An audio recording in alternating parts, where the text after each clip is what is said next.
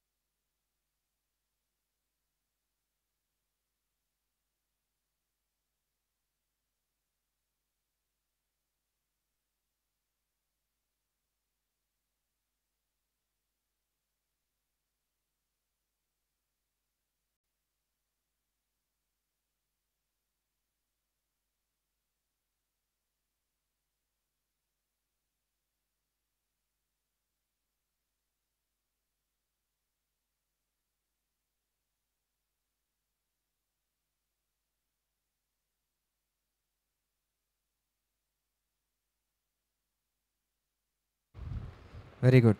So time up అయిపోయింది. ఎవరు చెప్తారు ఫస్ట్? Very good. మీకా అని ఒక మనుషుడు ఉన్నాడు అన్నయ్య. వాళ్ళ మమ్మీ అతనికి రూకలు ఇచ్చింది. సో అందులో నుంచి ఆమె నాకు మళ్ళీ కొన్ని ఇవ్వు, నేను మళ్ళీ తర్వాత ఇస్తాను, నేను యెహోవా ఆశీర్వదించును గాక అంటది. సో ఆమె అడిగినట్టు కొన్ని 200 ఎన్నో ఇస్తే ఆమె ఏం చేస్తుందంటే అది తీసుకెళ్ళి కంసాలికి ఇస్తుంది. సో ఆమె ప్రతిమ చేసి ఇస్తారు. ప్రతిమ చేసి ఇచ్చాక దాన్ని తీసుకొని వచ్చి మీకా వాళ్ళ ఇంట్లో పెడతారు. తర్వాతకి అతను ఒక A4 తీసుకుంటాడు. ఇంకా అదేవిధంగా కొన్ని గృహ దేవతలను కూడా ప్రతిష్ఠిస్తాడు. అదేవిధంగా మీకాకి ఉన్న కుమారుల్లో ఒక కుమారుని తీసుకొని యాజకుడిగా ప్రతిష్ఠించి ఇతడు మా ఇంట్లో ఉంటాడు యాజకుడిగా అనుకుంటాడు. తర్వాతకి ఒక యూదా బెత్లెహేం నుంచి అంటే ఫస్ట్ అతడు ప్రతిమ చేయొద్దు నార్మల్గా అయితే వాళ్ళకు ఉన్న దాని ప్రకారం చేయొద్దు అని, కానీ వాళ్ళు ప్రతిమ చేస్తారు. దాన్ని ఇంకా ఇంట్లోనే పెట్టుకుంటాడు. లాస్ట్కి వచ్చేసరికి ఏమనుకుంటాడంటే ఇంతవరకు వాళ్ళ సొంత కుమారుడే యాజకున్నాడు, ఇప్పుడు లేవీడే నాకు యాజకుడుగా ఉన్నాడు కాబట్టి దేవుడు మేలు చేస్తాడు అనుకుంటాడు. మన దగ్గర పాపం ఉంటే దేవుడు హెల్ప్ చేయరని నాకు అనిపించింది అన్నయ్య. ఇంకెవరైనా జస్ట్ 1 minute చెప్పాలి. చక్కగా చెప్తా. ఎవరైనా? ఓకే. సో ఎవరు చెప్పకపోతే కంటిన్యూ చేద్దాం. ఇక్కడ ఈ సందర్భాన్ని మనం జాగ్రత్తగా ఆలోచించామంటే, ప్రపంచంలో ఎవ్వరూ గూడా, ఎవ్వరైనా గానీ కావాలని పాపం చేయరు. అంటే కావాలని నేను పాపం చెయ్యాలి అని ఎవరు చేయరు. ఇంకా చెప్పాలంటే ఎవరు కూడా వాంటెడ్‌గా వాళ్ళ లైఫ్‌లోకి కీడు తెచ్చుకోరు. కీడు తెచ్చుకోవాలని ఎవరు ప్రయత్నిస్తారు చెప్పండి? జ్ఞానం వచ్చినోళ్ళైనా, రానోళ్ళైనా ఎవరైనా గానీ దానివల్ల నష్టం జరుగుద్ది అంటే ఎవరెళ్తారు దాని జోలు? ఎవరెళ్ళరు. మూర్ఖులు తప్ప. మూర్ఖులు ఉంటారు కదా కొంతమంది. అంటే మూర్ఖులంటే వాళ్ళదొక రకం. ఎవ్వరు చెప్పినా వినరు వాళ్ళు. అలాంటోళ్ళు తప్ప అలాంటోళ్ళు ఎక్కడో మనకి తక్కువ కనబడతా ఉంటారు. కానీ బైబిల్ జ్ఞానం లేనటువంటి వారిలో కానీ, ఉన్నటువంటి వారిలో కానీ ఎవరు కూడా నాకు దీని ద్వారా కీడు జరుగుద్ది, దీని ద్వారా నష్టం జరుగుద్ది అంటే పర్లేదు నాకు నష్టమే కావాలని వెళ్ళేవాళ్ళు ఎవరు ఉండరు. ఇక్కడ సందర్భాన్ని మనం చూసామనుకోండి, ఇతనిలో ఇతని పాయింట్ ఆఫ్ వ్యూలో లేదంటే ఇతని కోణంలోకి వెళ్ళి మనం ఆలోచిస్తే నాకు మేలు కలగాలనే చూస్తున్నాడు ఆయన. అంటే అతనికి మేలు కలగాలని ఆలోచిస్తున్నట్టుగానే మనకు కనబడుతుంది. మేలు జరగాలి, నాకు మేలు జరగాలి అని. అక్కడ ఉన్నటువంటి పరిస్థితులను బట్టి కొంచెం మనం ముందుకెళ్ళి మనం ఆలోచించామనుకోండి, ఇదే న్యాయాధిపతుల కాలంలోకి వెళ్ళి మనం ఆలోచిస్తే 2వ అధ్యాయంలో 10వ వచనంలో మనకు ఒక సందర్భం మనకు కనబడుతుంది. న్యాయాధిపతుల గ్రంథము 2వ అధ్యాయం 10వ వచనం మనం చూస్తే, ఆ తరము వారందరూ తమ పితరుల యొద్దకు చేర్చబడిరి. దాని తర్వాత యెహోవానైనను ఆయన ఇశ్రాయేలీయుల కొరకు చేసిన కార్యములైనను ఎరుగని తరమొకటి పుట్టగా. చూసారా ఎలా ఉందో పరిస్థితి? అలాగే మనం చదువుకుంటూ వస్తే 19వ వచనం మనం చూసాం అనుకోండి, ఒక్కొక్క న్యాయాధిపతి చనిపోగా వారు వెనుకకు తిరిగి ఇతర దేవతలను అనుసరించి పూజించుచు వాటికి సాగిలపడుచుట వలన. అంటే ఇలా పరిస్థితి దేవుణ్ణి మర్చిపోయినటువంటి పరిస్థితులు కాలం అది. అలాంటి పరిస్థితుల్లో నా ఇంట్లోనే దేవుడు ఉండాలి అని ఆలోచించడం తప్పేంటి అనే క్వశ్చన్ వస్తుంది సహజంగా. ఇప్పుడు అతను కీడు జరగాలని ఆయన ఏం చేయట్లా. అందరూ వాళ్ళ మార్గాల్లో వాళ్ళు వెళ్ళిపోతున్నారు. కాబట్టి నా కుటుంబంలోనే దేవుడు ఉండాలి, నా ఇంట్లోనే దేవుడు ఉండాలి అని ఆలోచించడంలో తప్పేంటి? రెండోది మనం ఆలోచిస్తే, యాజకులు ఎవరో ఉండటం ఎందుకు? వాళ్ళు సరైన మార్గంలో వెళ్ళట్లేదు కాబట్టి, యాజకులుగా ఎవరో మంచిగా లేరు కాబట్టి, యాజకులు అందరూ దుర్మార్గులుగా మారిపోయారు కాబట్టి, నా కుమారుని యాజకునిగా చేసుకుంటా, వాడు ఇంకేం చేయాల్సిన అవసరం లేదు, దేవుడు పని చేస్తే చాలు, దేవుని కొరకు బ్రతికితే చాలు, వాడు కుటుంబం నిమిత్తమో లేదంటే నేషన్ నిమిత్తమో వాడు ప్రార్థన చేస్తే చాలు అని ఒక కొడుకునే సాక్రిఫైస్ చేసినట్టుగా మనకు కనబడుతుంది. మీరు ఆలోచించండి, కొడుకుని యాజకుడిగా చేశాడు. ఇప్పుడు కొంతమంది పేరెంట్స్ ఎలా ఉంటారు, ఎందుకే యవనస్తులు బలంగా రావాలి, దేశం అంతా మారాలి, ప్రపంచం అంతా దేవుని కొరకు కట్టబడాలి అంటారు. కానీ వాళ్ళ కుటుంబంలో యవనస్తులు అంటే వాళ్ళ పిల్లల్ని మాత్రం దేవుని కొరకు పంపించరు. అంటే ఇది ఒక హిపోక్రసీ, అంటే ఇది ఒక వేషధారణ. అంటే అందరూ మారాలి. ఎంత ఉజ్జీవంగా చెప్తున్నారయ్యా. మన ప్రసంగాలు చూసినా కూడా, మన ప్రసంగాలు చూసారనుకోండి యూట్యూబ్లో, లేదంటే కనుక ఏదైనా మొబైల్లో వాళ్ళ దగ్గరికి వెళ్ళి అనుకోండి, చిన్న పిల్లోడైనా కానీ భలే చెప్తున్నాడు, అది ఇలాంటి యవ్వనస్తులు రావాలి అంటారు. కానీ వాళ్ళ పిల్లల్ని దేవుడి పనికి మాత్రం పంపించరు. ఏదో ఒక రకమైనటువంటి వేషధారణ. కానీ ఇలాంటి వాళ్ళతో మనం పోల్చామనుకోండి, వాళ్ళ కొడుకుని వాళ్ళ కుమారుడిని నేరుగా తీసుకెళ్ళి యాజకుని చేశాడు. ఆలోచిస్తే చాలా గొప్పగా కనబడుతుంది మనకి. చూసారా? అంటే మనం వెళ్ళగలమా సంపూర్ణ సేవకి? మనం రాగలమా? మిమ్మల్ని పిలిచామనుకోండి, సంపూర్ణ సేవలు చేయాలి చెల్లెళ్ళు తమ్ముళ్ళు రండి, మనం చాలా కష్టపడాలి, పనులు చాలా ఉన్నాయంటే అది చేద్దామన్నా, కానీ ఇలాగన్నా అలాగన్నా అంటూ ఉంటాం మనం. కానీ అలాంటి పరిస్థితుల్లో ఒక కుమారుడిని తీసుకెళ్ళి దేవుడి సేవకి ఇచ్చారు, సమర్పించుకున్నాడు. ఆ తర్వాత నిరంతరం సేవలు జరగాలి కాబట్టి, నిరంతరం యాజకత్వం జరగాలి కాబట్టి లేవీని ఒకరిని తెచ్చుకొని మళ్ళీ అతన్ని యాజకునిగా నియమించుకున్నాడు. అంటే ఇతని పాయింట్ ఆఫ్ వ్యూలో మనం ఆలోచిస్తున్నాం అనుకోండి, గుడ్గానే మనకు కనబడుతున్నాడు, అతన్ని చెడుగా మనకు కనిపించట్లా. కానీ ఇక్కడే మన అందరం చేసే పొరపాటు ఏంటంటే, ఎప్పుడు కూడా ఒక విషయాన్ని ఏదైనా అది దేవునికి సంబంధించింది అని అనిపించినప్పుడు, లేదా మన లైఫ్కి సంబంధించింది అని అనిపించినప్పుడు, అసలు మన లైఫ్లో తీసుకునే ప్రతి మూమెంట్స్ కూడా మన కోణాలలోకి వెళ్ళి ఎప్పుడైతే మనం చూడటం మొదలు పెడతామో అప్పుడు పోల్చుకోవటం మొదలు పెడతాం. పోల్చుకోవడం అంటే దీంతో పోల్చుకుంటే ఇది మంచిదే కదా, ఏంటి ఇప్పుడు? దాంతో పోల్చుకుంటే ఇది మంచిదే కదా, ఏంటి ఇప్పుడు? అంటే పోల్చుకుంటాం. వీడితో పోల్చుకుంటే నేను పర్లా, ఈ అమ్మాయితో పోల్చుకుంటే నేను పర్లా, ఈ ఇతనితో పోల్చుకుంటే నేను పర్లా, ఈ వీళ్ళతో పోల్చుకుంటే పర్లా అని మనం ఏం చేస్తాం ఎందుకనగానే ఇతరులతో కంపేర్ చేసుకుంటూ ఉంటాం. ఇతరులతో కంపేర్ చేసుకొని ఓకే వెరీ గుడ్ బాగుంది అంటే ఇది ప్రారంభంలో మనకి నేరుగా రాదు. ప్రారంభంలో మనం ఎలా ఉంటాం ఇంతకీ కొంతమంది చెప్తూ ఉంటారు చూసారా. నిన్న కూడా ఒక అతను అంటే నేను ఒక పాస్టర్స్ గ్రూప్లో నన్ను ఎవరో యాడ్ చేశారు. అందులో ఒక పాస్టర్ గారు పెట్టారనమాట. అది నాకు చాలా బాగా అనిపించింది. ఎవరు గుర్తించట్లేదులే కానీ నేను దేవుని సేవ చేస్తున్నా అనుకొని ఎవడికాడు సంబరపడుతున్నాడులే కానీ వాస్తవంగా ఆలోచిస్తే దేవుడు కృప కనుక నా పట్ల లేకపోతే నేను ఏ జీవన వ్యాపారంలో చిక్కునేవాడినో ఇది నిజంగా దేవుడు నా పట్ల చేసినటువంటి ధన్యత అని అతను చాలా ఎమోషనల్గా పెట్టారనమాట. ఆయన ఎందుకు పెట్టారో నాకు తెలియదు, మొత్తానికి పెట్టారు. నేను కూడా ఎంకరేజ్ చేస్తున్నట్టుగా ఆయనకి రిప్లై ఇచ్చాను అనమాట. అంటే ఫ్యాక్ట్ మనం ఆలోచించుకుంటే ఇలాగే స్టార్ట్ అవుతుంది. అంటే ఇది మంచిదే, అలా ఆలోచించుకొని ఆయన చేసినటువంటి ఏ మేలు మర్చిపోకుండా ఆయన్ని మనం కీర్తించడం, ఆయన్ని మనం కనపరచడం మంచిదే. అది ఎక్కడికి వెళ్ళిపోద్ది ఎందుకనగానే ఇక పక్కన వాళ్ళు చూసుకోవడం స్టార్ట్ చేస్తాం. ఈ అమ్మాయితో పోల్చుకుంటే అప్పటి నేను చాలా బెటర్, అబ్బో కంప నేను చాలా బెటర్, నోరు తెరిస్తే డ్రైనేజీ నేను చాలా బెటరు. సరే మనం ఏం చేస్తాం ఇంతకీ వీళ్ళతో చూసుకుంటాం, వాళ్ళతో చూసుకుంటాం. అప్పుడప్పుడు ఇక్కడ చెల్లెళ్ళు కూడా మనం చూస్తూ ఉంటాం. మా అక్క అంటూ ఉంటుంది ఈ పాప, మా చెల్లి అంటూ ఉంటుంది ఈ పాప, మా అక్క కూడా అంటూ ఉంటాం. అంటే ఏంటి ఇంతకీ అంటే మనలో ఉన్నటువంటి మంచి అవ్వచ్చు లేదా మనలో ఉన్నటువంటి చెడు అవ్వచ్చు, అది ఏదైనా కానీ మనం ఏం చేస్తాం ఎంతగానో కానీ నేరుగా తీసుకెళ్ళి మన పక్కన ఉన్నటువంటి వాళ్ళకి, మనకు క్లోజ్గా ఉన్నటువంటి వాళ్ళకి లేదా మనకు దూరంగా ఉన్నటువంటి ఎవరో ఒక పర్సన్కి మనం కనెక్ట్ చేసేసి మనం ఏం చేస్తాం ఎంతగానో కానీ వీళ్ళతో పోల్చుకుంటే మంచిదే కదా.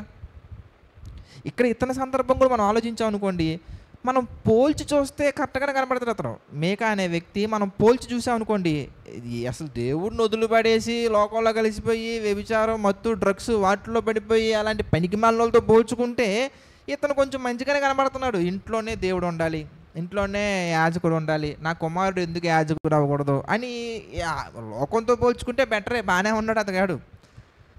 కానీ ప్రాబ్లం ఎక్కడ వస్తుంది ఇంతకీ మనందరం గుర్తుంచుకోవాల్సినటువంటిదల్లా ఇదే. ఇప్పుడు అంటే ఫ్యూచర్లో కూడా మనం చక్కగా మన మినిస్ట్రీ ఎక్స్పాండ్ అవుతూ వెళ్తూ ఉన్నప్పుడు కూడా నేను అనుకోవటం వస్తాయి నెమ్మదిగా. ఇప్పటికే కొంత వస్తూ ఉంటుంది. అనంతపురం చర్చోళ్ళు, హైదరాబాద్ చర్చోళ్ళు వస్తూ ఉంటుంది నెమ్మదిగా. ఇంక ఫ్యూచర్లో మేబీ అనకాపల్లిలో మేబీ స్టార్ట్ అయ్యే ఊహలు ఉన్నాయి. వాళ్ళతో పోల్చుకోవడం మొదలు పెడతాం మనం. ఇంకా వాళ్ళు వీళ్ళతో పోల్చుకుంటారు, వీళ్ళతో పోల్చుకుంటారు. దానికి తగినట్టుగా మళ్ళీ ఏ రెఫరెన్స్ యాడ్ చేసుకుంటాం ఎంతకన్నా కానీ ఒకరికొకరు పురుకొల్పుకోవాలి కదా, ఈ రిఫరెన్స్ యాడ్ చేసుకుంటాం మనం. అంటే చూడండి, ఎప్పుడు కూడా మనకు అనుకూలంగా ఉన్నటువంటి రెఫరెన్స్లన్నీ మన పాకెట్లో ఉంటాయి, మనల్ని హెచ్చరించే రెఫరెన్స్లన్నీ పక్కోడి పాకెట్లో ఉంటాయి. ఆడెవడో చెప్తే అన్నాను అనమాట. అంటే ఏదో ఒక మంచి కొటేషన్ మళ్ళీ ఆ గ్రూప్లోనే వచ్చింది. అంటే పాస్టర్స్ గ్రూప్ కదా, ఏదైనా ఉపయోగపడుతుంది అన్నట్టుగా ఉన్నాను అనమాట. అందులో మన తప్పు గురించి మాట్లాడుకోవాలి అన్నప్పుడు మనకు మించినటువంటి లాయర్ లేడంట. అంటే వాదించుకోవడంలో, మన రైట్ అని వాదించుకోవడంలో. ఎదుటోడు తప్పు గురించి మాట్లాడినప్పుడు మనకు మించిన జడ్జి లేడంట. భలే ఉంది కదా. ఎదుటోడి గురించి మాట్లాడుకో రెఫరెన్స్ ఆయన్ని తవ్వుతాం అంతే, బయటికి తవ్వి అరే ఇంత ప్రసంగం చేసే మంచి స్పీకర్ అనిపిస్తుంది మనకి. అంటే ఎదుటోడి గురించి మాట్లాడుతున్నప్పుడు ఆ రెఫరెన్స్ వచ్చేస్తుంది, ఈ రెఫరెన్స్ వచ్చేస్తుంది, ఆ రెఫరెన్స్ కనెక్ట్ చేస్తుంది, ఈ రెఫరెన్స్ మొత్తం తీసి ఇక 66 పుస్తకాలని పిండి చేసి బయటికి మాట్లాడినట్టుగా మాట్లాడేస్తాం అంతే. అదే మన గురించి మాట్లాడినప్పుడు మాత్రం రెఫరెన్సెస్ తీయం, పక్కన ఉన్న రెఫరెన్సెస్ తీసుకుంటాం మనం. ఆ రెఫరెన్స్, ఈ రెఫరెన్స్ అంటే పక్కోడుగు, వీళ్ళు అందరూ అంటే మనకంటే ఎవడైతే తక్కువ స్థితిలో ఉన్నాడో వాడినే పట్టుకుంటాం మనం. ఆడితో పోల్చుకుంటే నేను చాలా మంచోని తెలుసా, వీడితో పోల్చుకుంటే నేను మంచోని తెలుసా. అప్పుడప్పుడు నేను ఒక జోక్ కూడా చెప్తూ ఉంటాను కదా మీకు. ఎరా ఎన్ని సబ్జెక్టులు ఫెయిల్ అయ్యారా అన్న వెంటనే వాడు ఏం చెప్తారు ఇంతకీ, 2 ఫెయిల్ అయినా నేను కాబట్టి 2. మా క్లాస్లో ఇంకా 5-6 ఫెయిల్ అయ్యి. నేను వాళ్ళ గురించి అడగలేదే, మీ క్లాస్లో వాళ్ళు ఎన్ని ఫెయిల్ అయ్యి నేను అడగలేదు, నువ్వెన్ని ఫెయిల్ అయ్యావు అని అడిగా. 2 అని ఆపేసి అక్కడ తాపరం. వాడికైతే 3, మా బెస్ట్ ఫ్రెండ్కి 4, మా సీనియర్స్, మా జూనియర్స్. అసలు ఈ సబ్జెక్ట్ టఫ్. ఇప్పుడు అవన్నీ ఎందుకు మనకి?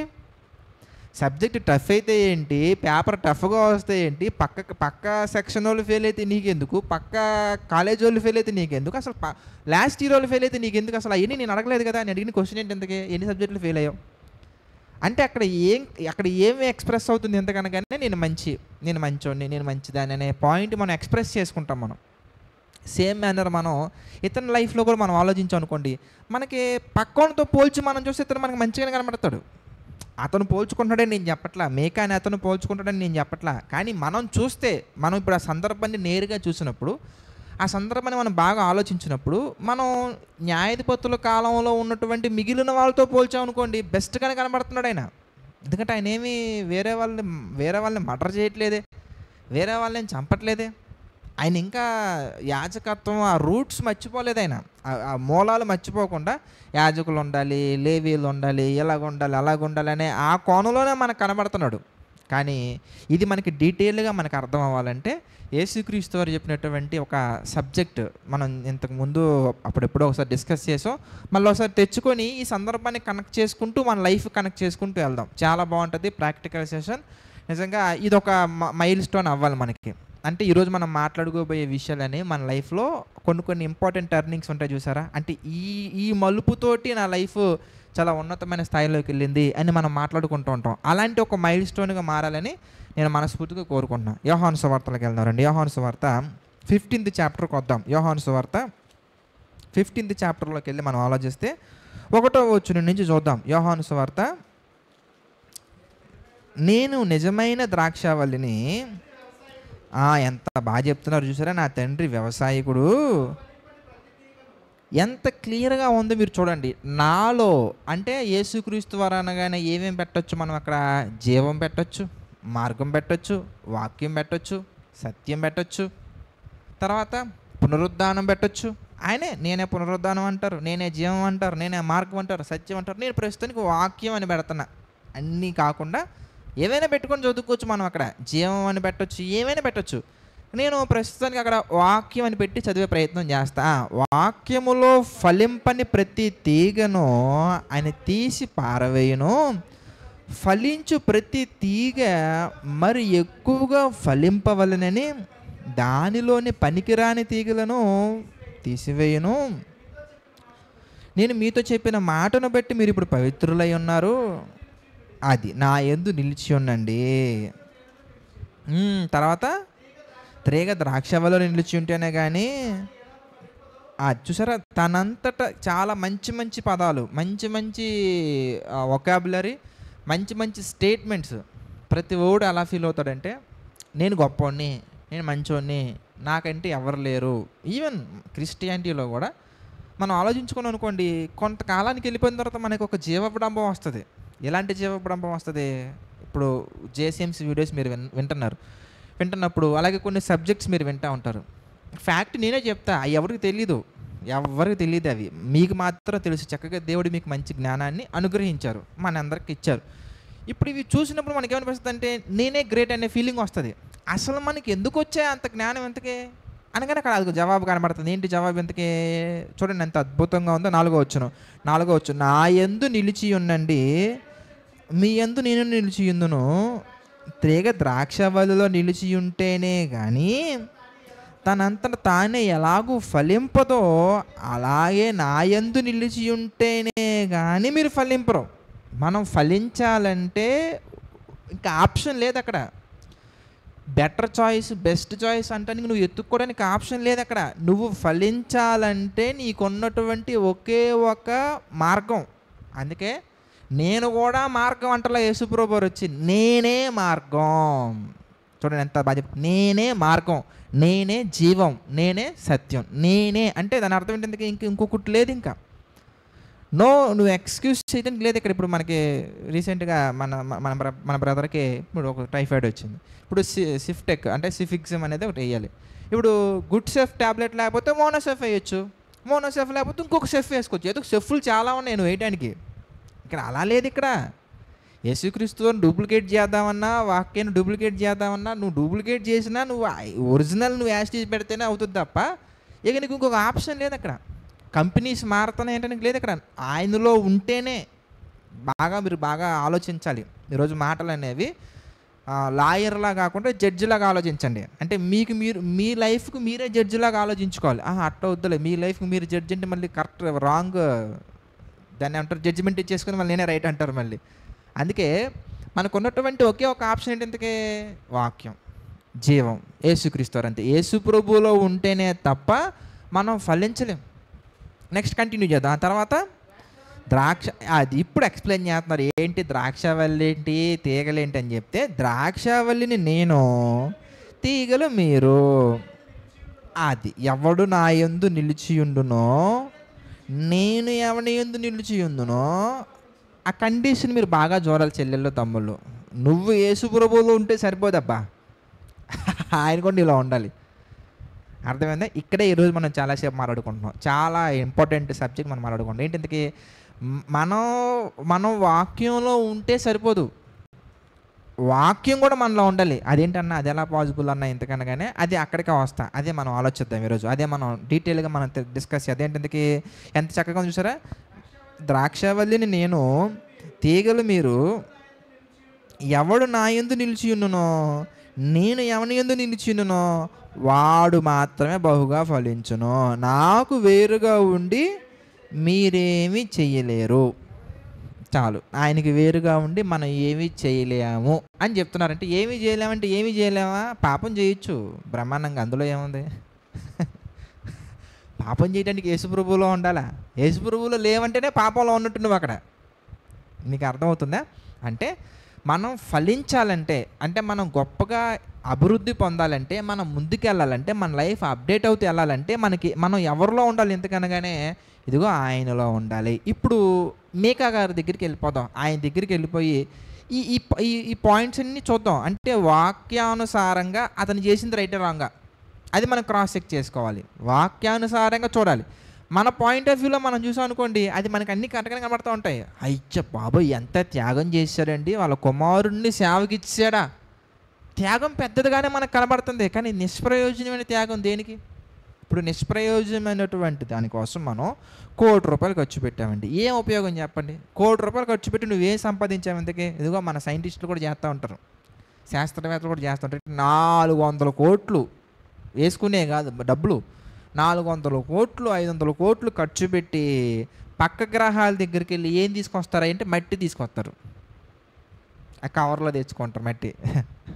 దేనికి ఎంతకనగానే తీసుకొచ్చి ఏం చెప్తారు? ఎందుకే అక్కడక్కడెక్కడో వాటర్కి సంబంధించిన రూట్స్ కనబడుతున్నాయి అంటారు. దానికి అంత దూరం వెళ్ళాల్సిన అవసరం ఏముంది? ఈ ప్రకృతే వచ్చింది వాటర్లో నుంచి కదా.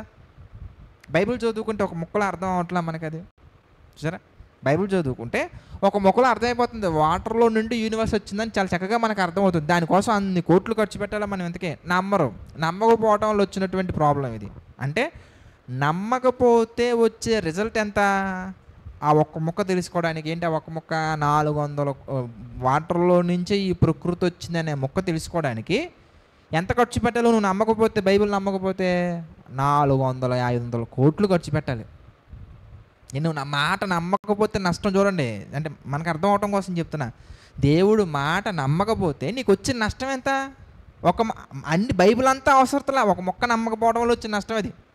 కొన్ని సందర్భాలలో కొన్ని జీవితాలే పోతాయి, కొన్ని సందర్భాలలో కాలమే ఎగిరిపోద్ది. దేవుడు చెప్తారు ఇది మంచి పద్ధతి కాదు అంటారు. నువ్వు వెళ్ళి మంచి పద్ధత కాదా అని తెలుసుకోవడం కోసం వెళ్ళినా, నీకు నచ్చి నువ్వు వెళ్ళినా, నువ్వు అది రియలైజ్ అవ్వడానికి ఎంత టైం పడుతుంది? ఇంతకే చాలా టైం పడుతుంది. కోట్లు ఖర్చుతో పోల్చుకుంటే సమయం చాలా విలువైంది కదా. అర్థమైందా? మీకా గారి దగ్గరికి వెళ్దాం. ఆయన వాక్యానుసారంగా రైటా రాంగా మనం చూద్దాం. అంటే ఆ పరిస్థితుల్లో ఆయన వాక్యానుసారంగా రైటా కాదని మనం ఆలోచించాం అనుకోండి, ఆ సిచ్యువేషన్ నేను 3 సెక్షన్స్ కింద విడగొడుతున్నా. అంటే 3 సెక్షన్స్ లేదా 3 సెక్టార్స్ కింద విడగొడుతున్నా అని మనం అర్థం చేసుకోవడానికి. ఈరోజు సెషన్ అంతా కూడా 3 భాగాల కింద విడగొడుతున్నా. ఫస్ట్ది వచ్చేసరికల్లా వర్షిప్, అంటే ఆరాధన. ఇప్పుడు ఆరాధన అనగానే దేవుడు ఇచ్చినటువంటి డెఫినేషన్ వేరు.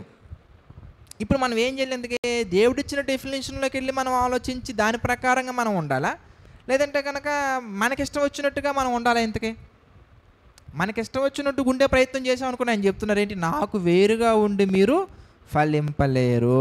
అది అవ్వనటువంటి పని. దేవునికి వేరుగా ఉంటే ఏది జరగదండి, ఏది అవ్వదు కూడా, ఏది జరగదు, ఏది అవ్వదు, ఏది ముందుకెళ్ళదు. ఫస్ట్ ముందుకెళ్ళినట్టు కనపడతాయి మనకు అంతే, కానీ ముందుకెళ్ళవు. ఇక్కడికి వచ్చి మనం ఆలోచించాం అనుకోండి, అందులో ఆయన చేసిన దాంట్లో ముఖ్యంగా ఫస్ట్ది మన అందరికీ సింపుల్గా అర్థమైపోతుంది. ఏంటి ఎందుకనగానే దేవుడు చెప్పినటువంటి అప్పటి కాలంలో ఇశ్రాయేలీలకి అప్పుడు చెప్పినటువంటి లా ఏంటి, ఎందుకు విగ్రహారాధన చేయొద్దని చెప్పారు. సింపుల్గా మనకు అర్థమైపోతుంది. ఇప్పుడు విగ్రహారాధన చేయొద్దని దేవుడు చెప్పిన తర్వాత ఇప్పుడు నువ్వు ఒక విగ్రహాన్ని చేయడం అనేది అక్కడ అప్పటి కాలంలో మనం ఆలోచిస్తే అది ఈయనకి ఏ విధంగా ఈయన జస్టిఫై చేసుకున్నా కానీ అది వాక్యానుసారంగా ఏమైపోతుంది, ఇంతకీ ఎగైనెస్ట్ అయిపోతుంది.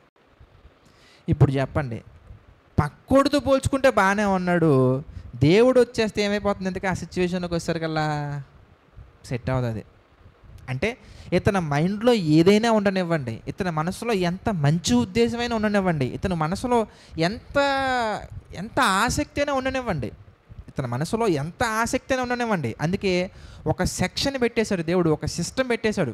ఏంటి ఆ సిస్టమ్ ఇంతకనగానే, అందుకే వాక్యం విషయంలో మన లైఫ్ విషయంలో ఆత్మీయ జీవితం విషయంలో పేతురు గారు ఒక మంచి మాట రాశారు. 2వ పేతురు పత్రిక మనం చూద్దాం. 2వ పేతురు పత్రిక 1వ అధ్యాయం మనం చూస్తే 2వ పేతురు పత్రిక 1వ అధ్యాయము 5వ వచనం ఒకసారి చదువుకుందాం. 5వ వచనం చదవండి ఒకసారి. అక్కడ ఆ హేతువు చేతనే ఎలా ఉండాలంట, ఒక వీడియో చూద్దాం అమ్మ. ఆ హేతు చేతనే మీ మట్టుకు మీరు ఎలా ఉండాలంట, పూర్ణ జాగ్రత్త గలవారై. అంటే జాగ్రత్త ఎలా ఉండాలి, ఇంతకీ జాగ్రత్త కాదు, పూర్ణ జాగ్రత్త. పూర్ణ జాగ్రత్త అంటే ఒక ఉదాహరణ చూద్దాం. మీకు ఒక ఉదాహరణ కనుక మనం ఆలోచిస్తే ఒక వీడియో చూద్దాం మనం, మీకు క్లియర్గా చాలా బాగుంటుంది చూడండి.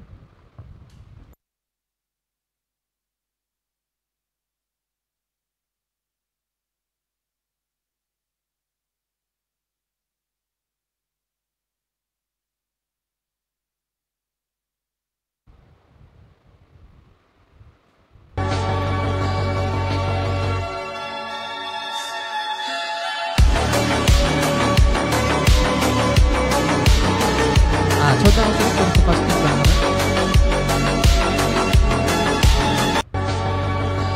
Very good. చూడండి అక్కడ ఎందుకు కింద పడుతున్నారు చూసారా, కింద పడుతున్నారు కమిషన్ అబ్జర్వ్ ఎక్కుతున్నారు, స్కిట్ అవుతున్నారు చూసారా. చూసారా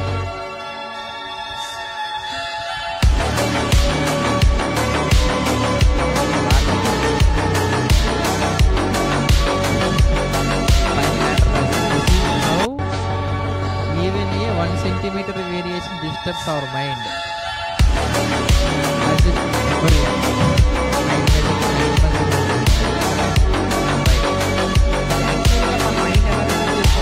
ఒక 4-5 మెట్లు ఎక్కిన తర్వాత 5వ మెట్టు కూడా అంతే ఉంటుందని ఫిక్స్ అయిపోతుంది.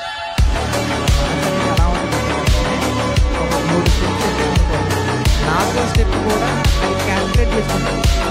ఆ మెమొరీ ఉంది, అంటే ఆ ఆటోమేటిక్ సిస్టమ్ అనేది మన మనసుకు ఉంది. ఇప్పుడు 3 స్టెప్స్ ఎక్కిన 4th స్టెప్ మనం అదే అంతే ఉంటుందని చెప్తే ఎలా ఉంటుంది. కన్స్ట్రక్షన్ గురించి నేను చెప్పట్లా, కన్స్ట్రక్షన్ గురించి మెట్లు క్యాల్కులేట్ చేయమని నేను చెప్పట్లా. మన స్పిరిచువల్ లైఫ్ కూడా ఎలా ఉంటుంది, పూర్ణ జాగ్రత్త లేదనుకో, మనం అనుకుంటాం రైట్ అనుకుంటాం, మనం అనుకున్నటువంటి విధానం కానీ మన ఆలోచన కానీ మన మాటలు కానీ మన ఉద్దేశాలు కానీ కరెక్టే అనుకుంటాం మనం. కానీ ఇలాగే బొక్క బోర్ల పడతాం, ఎలా పడతాం, ఇదన్నీ కొంచెం కింద పడుతుంది, కాలు అక్కడ లైఫే జారిపోతుంది. ఎక్కడికి జారిపోతే 2వ మారణానికి వెళ్ళి పట్టడం ఏర్పడతాం. ఇంతకే లేచేది ఉండదు, నువ్వు గుర్తించకపోతే ఇది మనకు అర్థమవుతుంది సింపుల్గా. ఈ సిస్టమ్ కూడా ఇంటికి పెట్టేది మన బాడీలో. కనుక ఎలా ఉండాలంట ఆత్మీయ జీవితం విషయంలో, పూర్ణ జాగ్రత్త. పూర్ణ జాగ్రత్త అంటే చాలా క్రిస్టల్ క్లియర్గా ఉండాలంటే మనం ఎల్లప్పుడూ కూడా అంటుకొని ఉండాలి. ఎవరికి, వాక్యానికి అంటుకట్టబడి ఉండాలి. రైట్ సైడ్ చూసారా. అంటే మనం కనుక అలా అంటుకట్టబడి లేకపోతే పరిస్థితులు ఎలా మారిపోతాయి, ఎందుకనగానే ఎలా మారిపోతాయి, ఇదిగో మన మనసుకు నచ్చింది మనం చేసుకుంటాం. అందుకే రోమిలకు రాసిన పత్రికలో ఈ మధ్య కాలంలో నేను ఎక్కువ చెప్తున్నటువంటి మాట ఇది. ఎందుకంటే మనం అలాంటి దానిలోకి మనం పడిపోకూడదు. మనం దేవుడిని తెలుసుకున్న వాళ్ళగా మనం అలా పడిపోకూడదు. చూడండి రోమపత్రిక మనం చూస్తే 10వ అధ్యాయంలో, రోమిలకు రాసినటువంటి పత్రిక 10వ అధ్యాయంలో 2వ వచనం మనం చూద్దాం. 2వ వచనం మనం చూస్తే మేకా గారిని పెట్టండి అక్కడ, మనం ఆలోచిద్దాం. ఆయన దేవుని గురించినటువంటి ఆసక్తి గలవారని ప్రత్యేకించి మనం చెప్పాల్సిన అవసరం కనబడుతుంది. ఆయన వారిని గురించి సాక్ష్యం ఇచ్చుచున్నాను, అయినను వారి ఆసక్తి అదండి. నీ ఆసక్తి ఎలా ఉంటే ఎవడికి ఏంటబ్బా? నీ ఆలోచన ఎవడకు కావాలి? నీ ఇంట్రెస్ట్ ఎవడకు కావాలి? నీ ఆలోచన ఎవడకు కావాలి? నువ్వు వాక్యానుసారంగా ఉంటున్నావు లేదా చెక్ చేసుకోవాలి. మనం దేవునికి చిత్త ప్రకారంగా ఉన్నావు లేదన్నది ఇంపార్టెంట్, కానీ నువ్వు ఎంత ఇష్టంగా ఉన్నావు, నన్ను ఎంత ఇష్టంగా లేకపోతే ఇంత చేస్తానండి అంటారు. చేత ఎవడికేంటి? ఎంత ఇష్టం లేకపోతే నేను ఎంత చేశానంటే ఎవరికేంటి? నువ్వు ఎందుకు చేసావు? ఇంతకీ నువ్వు అంటుకట్టబడే కోణంలో చేస్తున్నావా, లేదంటే కనుక ఇంకెందుకు చేస్తున్నావు? ఇంతకీ కొన్ని సందర్భాల్లో మనం చూసాం అనుకోండి. మొన్న లాస్ట్ వీక్ కూడా నేను మాట్లాడా ఒక సేవకుల గురించి. చాలా ఆసక్తి ఆయనకి, చాలా చేశారు, కానీ రిజల్ట్ ఏంటి?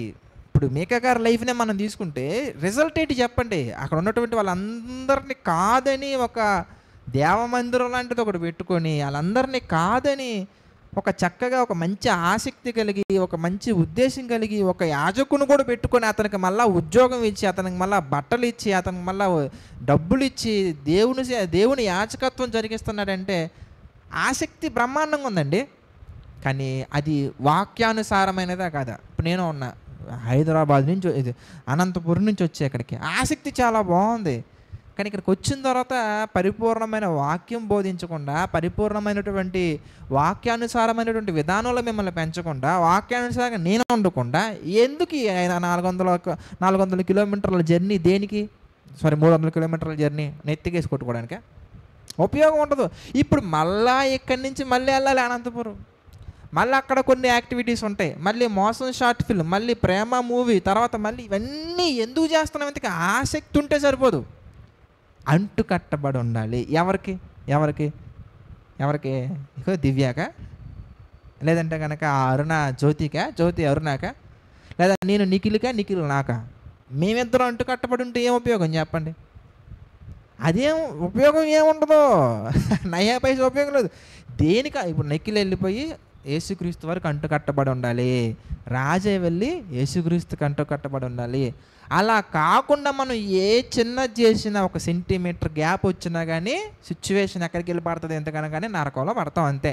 చూడండి, సెంటీమీటర్ గ్యాప్ అది పెద్దదే, దానికి సిమెంట్ వేశారు, దానికి స్టోన్స్ వేశారు, దానికి కూలీ వాళ్ళు పని చేశారు, దానికి అంతే ఉంది, కానీ ఒక జస్ట్ సెంటీమీటర్ తేడా టప్పన పడిపోతున్నాం అంతే. మన ప్రయాణంలో, ఈ ఆత్మీయ జీవితంలో, ఈ ప్రయాణంలో ఇంచ్ గ్యాప్ చాలు, ఎక్కడ పడతామో తెలీదు. అందుకే మొట్టమొదటి పాయింట్ ఆయన లైఫ్లో మనం చూస్తే ఆసక్తి బ్రహ్మాండంగా ఉంది, కానీ ఎక్కడ దెబ్బతిన్నాడా ఎంతకనగానే ఇదిగో మొట్టమొదటిది ఒక మందిరం కట్టించేసాడు. దేవుడిని కాదేనా? రెండోది ఏంటి ఇంతకే? వాళ్ళ కుమారుని యాజకుడిగా పెట్టాడు. అన్న అది కూడా తప్పేనా? తప్పే. దేనికి? ఎందుకు తప్పు ఎంతకనగానే ఇదిగో మనం చూస్తే కనుక న్యాయాధిపతుల గ్రంథంలోనే 17th చాప్టర్లో 1st verse చదవండి. ఏముంది అక్కడ? న్యాయాధిపతుల గ్రంథం. మీకా అని ఒకడు, అది ఎక్కడ ఉన్నాడంటే ఇంతకీ ఉన్నాడు. తర్వాత తన తల్లిని చూసి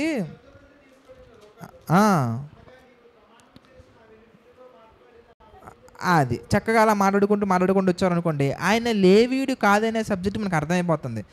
లేవీయుడు కాకపోతే ఏంటంట? నిర్గమాకాండం 28వ అధ్యాయం 1వ వచనం మనం చూద్దాం. నిర్గమాకాండము 28వ అధ్యాయము 1వ వచనం కనుక మనం చూస్తే చదవండి. ఏముంది అక్కడ? నిర్గమాకాండం.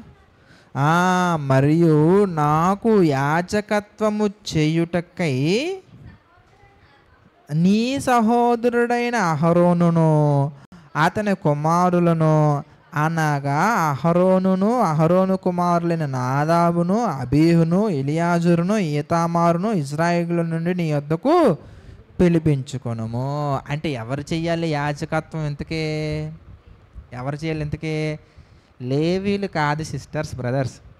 లేవీలో ఉన్నటువంటి అహరోనికి సంబంధించినటువంటి సంతతి వారు మాత్రమే చేయాలి. మిగిలినటువంటి ఎవ్వరూ కూడా యాజకత్వం చేయటానికి వాళ్ళు లేవీలు అయినప్పటికీ వాళ్ళకి అధికారం ఇవ్వలేదు దేవుడు. ఎవరు చేయాలి యాజకత్వం? ఇంతకీ దేవుడు కొంతమందికే పెట్టాడు ఆ సిస్టమ్. అప్పటి కాలం అంటే మనం మేకా గారి కాలంలో ఉన్నటువంటి పాత నిబంధన గ్రంథాన్ని ఉద్దేశించి మాట్లాడుకుంటున్నాం. కొత్త నిబంధనకు వద్దాం. పాత నిబంధన గ్రంథంలో పెట్టిన సిస్టమ్ ఏంటి? ఇంతకీ ఎవడు పడితే వాడు వచ్చి యాజకత్వం చేయడానికి లేదు అక్కడ. ప్యూర్లీ లేవీయులు. ఆ లేవీయుల్లో మళ్ళీ అహరోను సంతతి వాళ్ళకి మాత్రమే పెట్టాడు ఆయన. మరి మిగిలినటువంటి వాళ్ళకి ఏం పెట్టారు? ఇంతకీ సంఖ్యాకాండంలోకి వచ్చేద్దాం. సంఖ్యాకాండంకి వచ్చేస్తే సంఖ్యాకాండము 4వ అధ్యాయం, సంఖ్యాకాండము 4వ అధ్యాయము 1వ వచనం నుంచి మనం చూద్దాం. సంఖ్యాకాండము 4వ అధ్యాయము 1వ వచనం నుంచి మనం చూస్తే, యెహోవా మోషే అహరోనులతోటి ఎలాగ సెలవిచ్చునో, నీవు లేవీలలో కహతీయులను వారి వారి వంశముల చొప్పునను వారి వారి పితరుల కుటుంబంలో చొప్పునను అది ఇలా పట్టుకొని ఆ 30 ఏండ్లు మొదలుకొని 50 ఏండ్లు ప్రాయము కలిగి ప్రత్యక్ష గుడారములో పనిచేయుటకు శానగా చేరగల వారందరినీ సంఖ్య రాయించుము. అంటే మిగిలినటువంటి వాళ్ళు అందరూ ఏం చేయాలి? అక్కడ మిగిలినటువంటి వర్క్స్ చేసుకోవాలి. గుడారాలలో ఉన్నటువంటి వర్క్స్ కానీ, ఆ ప్రత్యక్ష గుడారానికి సంబంధించిన వర్క్స్ కానీ, రిమైనింగ్ ఏవైతే యాక్టివిటీస్ ఉన్నాయో ఈ యాక్టివిటీస్ చేయడానికి ఎవరిని పెట్టారు? ఇంతకీ లేవీలనే. ఆ లేవీలలోనే మిగిలినటువంటి వాళ్ళందరూ, ఈ అహరోను సంతతి వారు మాత్రమే ఏం చేయాలి? ఇంతకీ యాజకత్వం చేయాలి. ఇప్పుడు చెప్పండి, మీకా గారు అహరోను సంతతిలో ఉన్నటువంటి వ్యక్తినే తీసుకొచ్చి యాజకత్వం చేశారా? ఇంతకీ కాదు. ఇంకొకళ్ళు ఎవరో లేవీడు ఎవడో వచ్చి మళ్ళీ యాజకత్వం చేసుకున్నాడు. అంటే ఆలోచన మంచిదైనప్పటికీ అనుసరించే విధానం అనేది దేవుడు చెప్పిన ప్యాటర్న్. అంటే ఒక మాటలో చెప్పాలంటే దేవుడు ఒక ప్రొసీజర్ పెట్టారు. ఆ ప్రొసీజర్లోనే మనం వెళ్ళాలి. మనకు నచ్చింది చేయటానికి, ఇష్టం వచ్చింది చేయటానికి ఆయన మనకి అధికారం ఇవ్వాల. అందుకే మనం చూస్తాం, వచ్చా అనే ఒక అతను మనం చూస్తాం. అలా మందసం పట్టుకుంటాడు, అక్కడికక్కడే ఒక నష్టం మనం చూడవచ్చు. అలాగే వేరొక అగ్ని, ఈ అహరోను సంతతి వాళ్ళు అయినప్పటికీ అహరోను సంతతిలోనే వీళ్ళు ఏం చేస్తారు? కొంత లేవీకాండంలో మనం చూడొచ్చు, వేరే అగ్ని యెహోవాకు తెలియదు అంటే అన్యాగ్ని అర్పించిన వెంటనే స్పాట్ డెడ్, అక్కడ అంతే చచ్చిపోతారు అంతే వాళ్ళు అక్కడ. అంటే దాని అర్థం ఏంటి? ఇంతకీ నువ్వు అర్హత ఉన్నప్పటికీ, నీకు అర్హత ఉన్నప్పటికీ దేవుడు చెప్పిన ప్యాటర్న్లో నువ్వు వర్షిప్ చేయకపోతే సావడం, అర్హత లేకుండా వర్షిప్ చేయటం కూడా సావడం. అందుకే ప్రభు బాల దగ్గర ఒక మాట ఉంటుంది, అయోగ్యంగా పెట్టకండి చేతులు, అయోగ్యంగా చేతులు ఎట్టకండి చేస్తారని చెప్తాడు ఆయన. ఇందువలనే మీలో కొంతమంది నిద్రిస్తున్నారు, కొంతమంది చచ్చారని చెప్తాడు. ఎందుకంటే దేవుణ్ణి ఆరాధించే విషయంలో కొత్త నిబంధనకు వచ్చేస్తే దేవుని ఆరాధించే విషయంలో ఆయన ఒక ప్యాటర్న్ పెట్టారు. పాత నిబంధనలో మనకి ఏ విధంగా అయితే అహరోనుకు సంబంధించినటువంటి వారు యాజకత్వం చేయాలి, మిగిలినటువంటి లేవీలు గుడారాలలో దేవునికి సంబంధించిన పనులు చేయాలి అని ఒక సిస్టమ్ ఏ విధంగా అయితే పెట్టారో అంతకంటే గొప్పది అప్డేటెడ్ సిస్టమ్ మనకి యోహాను సువార్త 4:24లో మనకు కనబడుతుంది. ఏమని? మనందరూ తెలిసినటువంటి మాట, దేవుడు ఆత్మ గనుక ఆయన ఆరాధించేవారు ఆత్మతోనూ సత్యముతోనూ ఆరాధించాలి. అంటే ఇక్కడ మనం అర్థం చేసుకోవాల్సినటువంటి ఒక మంచి బ్యూటిఫుల్ థింగ్ ఏంటి ఎంతకనగానే, ఆ కాలంలో మళ్ళీ అక్కడికి వెళ్దాం, రెండు కంపేర్ చేసి చెప్తున్నా, కన్ఫ్యూజ్ అవ్వకండి. పాత నిబంధన కాలం గురించి మనం ఆలోచిస్తే పెరిజ్జీలు ఉన్నారు, హిత్తీలు ఉన్నారు, ఫిలిస్తీన్లు ఉన్నారు, మోయాబీలు ఉన్నారు, అమ్మోనీలు ఉన్నారు, ఎంతోమంది ఉన్నప్పటికీ దేవుడు స్పెషల్గా ఎవరిని ఎన్నుకున్నారా ఎంతకనగానే? ఇజ్రాయేలీని ఎన్నుకున్నారు. ఆ ఇశ్రాయేలుని ఎన్నుకున్నప్పుడు అంటే వీళ్ళు దేవునికి ప్రతిష్ఠిత జనంగా ఉన్నారు. ఈ మీకా అనే వ్యక్తి కూడా దేవునికి ప్రతిష్ఠిత జనంగా ఉన్నారు. ఈరోజు నువ్వు నేను ఎలాగైతే ప్రతిష్ఠిత జనంగా ఉన్నామో ఆ విధంగా అన్నమాట. ప్రతిష్ఠిత జనంగా ఉన్నప్పటికీ, దేవునికి క్లోజ్గా ఉన్నప్పటికీ, దేవుని దగ్గరగా ఉన్నప్పటికీ, దేవుని మాటకి విధేయతంగా లేకపోతే ఏం జరిగిందయ్యా ఎంతకనగానే, అదిగో ఒక అనర్థానికి అతనికి తెలియకుండా అతను ఒక పెద్ద గొయ్యి తవ్వుకుంటున్నాడు. మనం కూడా అంతే, సంఘంలో ఉండుండొచ్చు, డ్యామ్ షూర్గా ఒక విషయం అయితే నేను చెప్పగలను. ఏంటి ఎంతకనగానే, తప్పుడు బోధ బోధించే దగ్గర అయితే మీరు లేరు, మంచి వాక్యం దగ్గర మీరున్నారు. అందుకు మనందరం దేవునికి కృతజ్ఞతాస్తుతులు చెల్లించాలి. ప్రైజ్ గాడ్, ఫ్యాంటాస్టిక్, అందులో ఏ డౌట్ లేదు. మరి ఉన్నటువంటి నీవు ఆయన ఆరాధించే విషయంలో కూడా దేవుడు పెట్టిన ప్యాటర్న్లో వెళ్తున్నారో లేదో చెక్ చేసుకోండి. జేసీ చర్చిలో ఉన్నంత మాత్రాన పరలోకానికి వెళ్ళిపోతారని నేను గ్యారెంటీ ఇవ్వలేను, ఇవ్వకూడదు, ఇవ్వకూడదు. దేనికి ఎంతకనగానే జేసీ చర్చి నడిపించి నేను వెళ్తాననేది డౌట్ ఉన్నట్టు కదంటారా. ఎప్పుడు ప్యాటర్న్ ఫాలో అవ్వకపోతే, ప్యాటర్న్ ఫాలో అయితేనే ఒక సిస్టమ్ పెట్టారు దేవుడు, ఆ సిస్టంలోనే వెళ్ళాలి, సిస్టంలోనే ఉండాలి. ఎప్పటి వరకు? అంతం వరకు, చివరి క్షణం వరకు మనం ఆ ప్యాటర్న్లోనే మనం వెళ్ళాలి. ఏంటి ప్యాటర్న్ ఎందుకు? కొత్త నిబంధన కాల ప్యాటర్న్ ఎందుకు? దేవుడు ఆత్మ గనుక ఆయన ఆరాధించువారు ఎలా ఆరాధించాలి? పరిశుద్ధాత్మతోటి వాక్యముతోటి ఆరాధించాలి. అంటే వాక్యంతో ఆరాధించడం అంటే ఏంటి? ఎందుకే అదిగో అదే మనం చూసాం కొత్త నిబంధనలో యేసుక్రీస్తు వారు చెప్తున్నారు, నా యందు ఉంటేనే తప్ప ఇదిగో మీరు ఫలించలేరు. నా యందు మీరు ఉండాలి, మీ యందు నేను ఉండాలి. అంటే మనలో యేసుప్రభు వారు ఉండాలి, యేసుప్రభులో మనం ఉండాలి. ఇద్దరు ఒకరికొకరు అంటుకట్టబడాలి, ఇద్దరు ఒకరికొకరు అటాచ్ చేయబడాలి. ఎంత అటాచ్ చేయబడాలి తెలుసా? దీని గురించి ఆయన రాసినటువంటి మాట మనం చూస్తే మొదటి యోహాను పత్రికలో అద్భుతంగా ఉంటుంది అబ్బా. మొదటి యోహాను పత్రిక 1వ అధ్యాయం మనం చూద్దాం. మొదటి యోహాను పత్రిక 1వ అధ్యాయం మనం చూస్తే కనుక 7వ వచనం మనం చూద్దాం. మొదటి యోహాను పత్రిక 1వ అధ్యాయము 7వ వచనం మనం చూస్తే, అయితే ఆయన వెలుగులో ఉన్న ప్రకారం మనమును వెలుగులో నడవాలి. నడిచిన ఎడల కండిషన్ చెప్తున్నాడు ఆయన. ఎలాగైతే వెలుగులో ఉన్నారో, వెలుగులో అంటే వాక్యం, జీవము, సత్యము, మార్గము, ఆయన ఎలాగైతే మంచి మార్గంలో ఉన్నారో మనము కూడా అలాగూ ఉన్న ఎడల ఏమైపోతామంట? మనం ఇంతకీ అన్యోన్య సహవాసము గలవారమై ఉంటాము. అది అంటే మనం దేవుడితో ఎలా ఉండాలి? ఇంతకీ అన్యోన్య సహవాసం.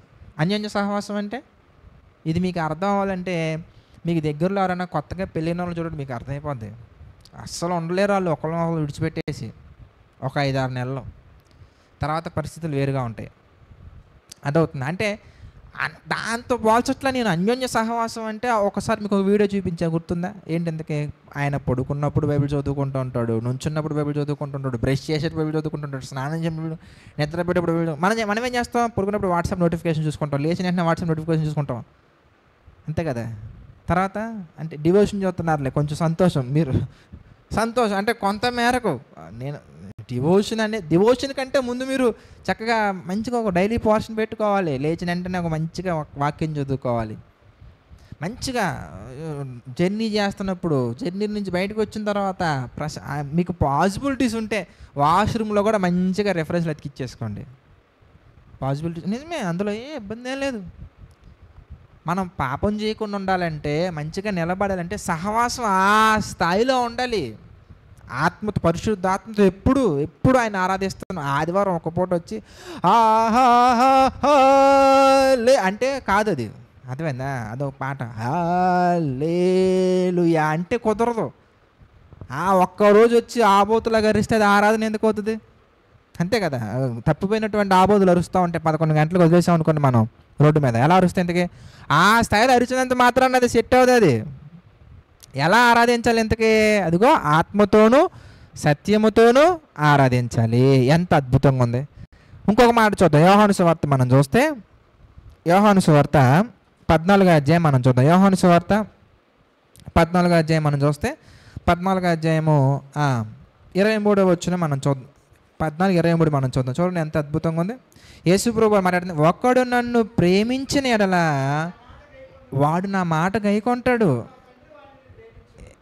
అది అంత మాధుర్యంగా ఉంచండి. అప్పుడు నా తండ్రి వాడిని ప్రేమించును. Not only father, not only Jesus Christ. ఎంత బ్యూటిఫుల్గా ఉంటుండ ఆ పదం, ఫార్మేషన్. పరిశుద్ధాత్ముడు ఎంత చక్కగా రాయించారంటే, ఒకడు నన్ను ప్రేమించాడు అనుకో, వాడు ఏం చేస్తాడు? ఇంతకీ ఆజ్ఞలుగా ఉంటాడు. అంతేగా. నువ్వు నిజంగా యేసుప్రభుని ప్రేమిస్తే, నిజంగా యేసుప్రభుని మనస్ఫూర్తిగా ప్రేమిస్తే, ఆయన్ని ఆరాధించే వ్యక్తిగా ఉంటే గనక ఏం చేస్తావు? ఇంతకీ ఇదిగో దేవా నా జీవితం ఆపాదమస్తకం నీకంకితం. పాట ఓకే, బాగుంది. తర్వాత ఊరుకో ప్రభువా చర్చి వరకే, అది బయటకు వచ్చాకంతా నా ఇష్టమే అంటాం.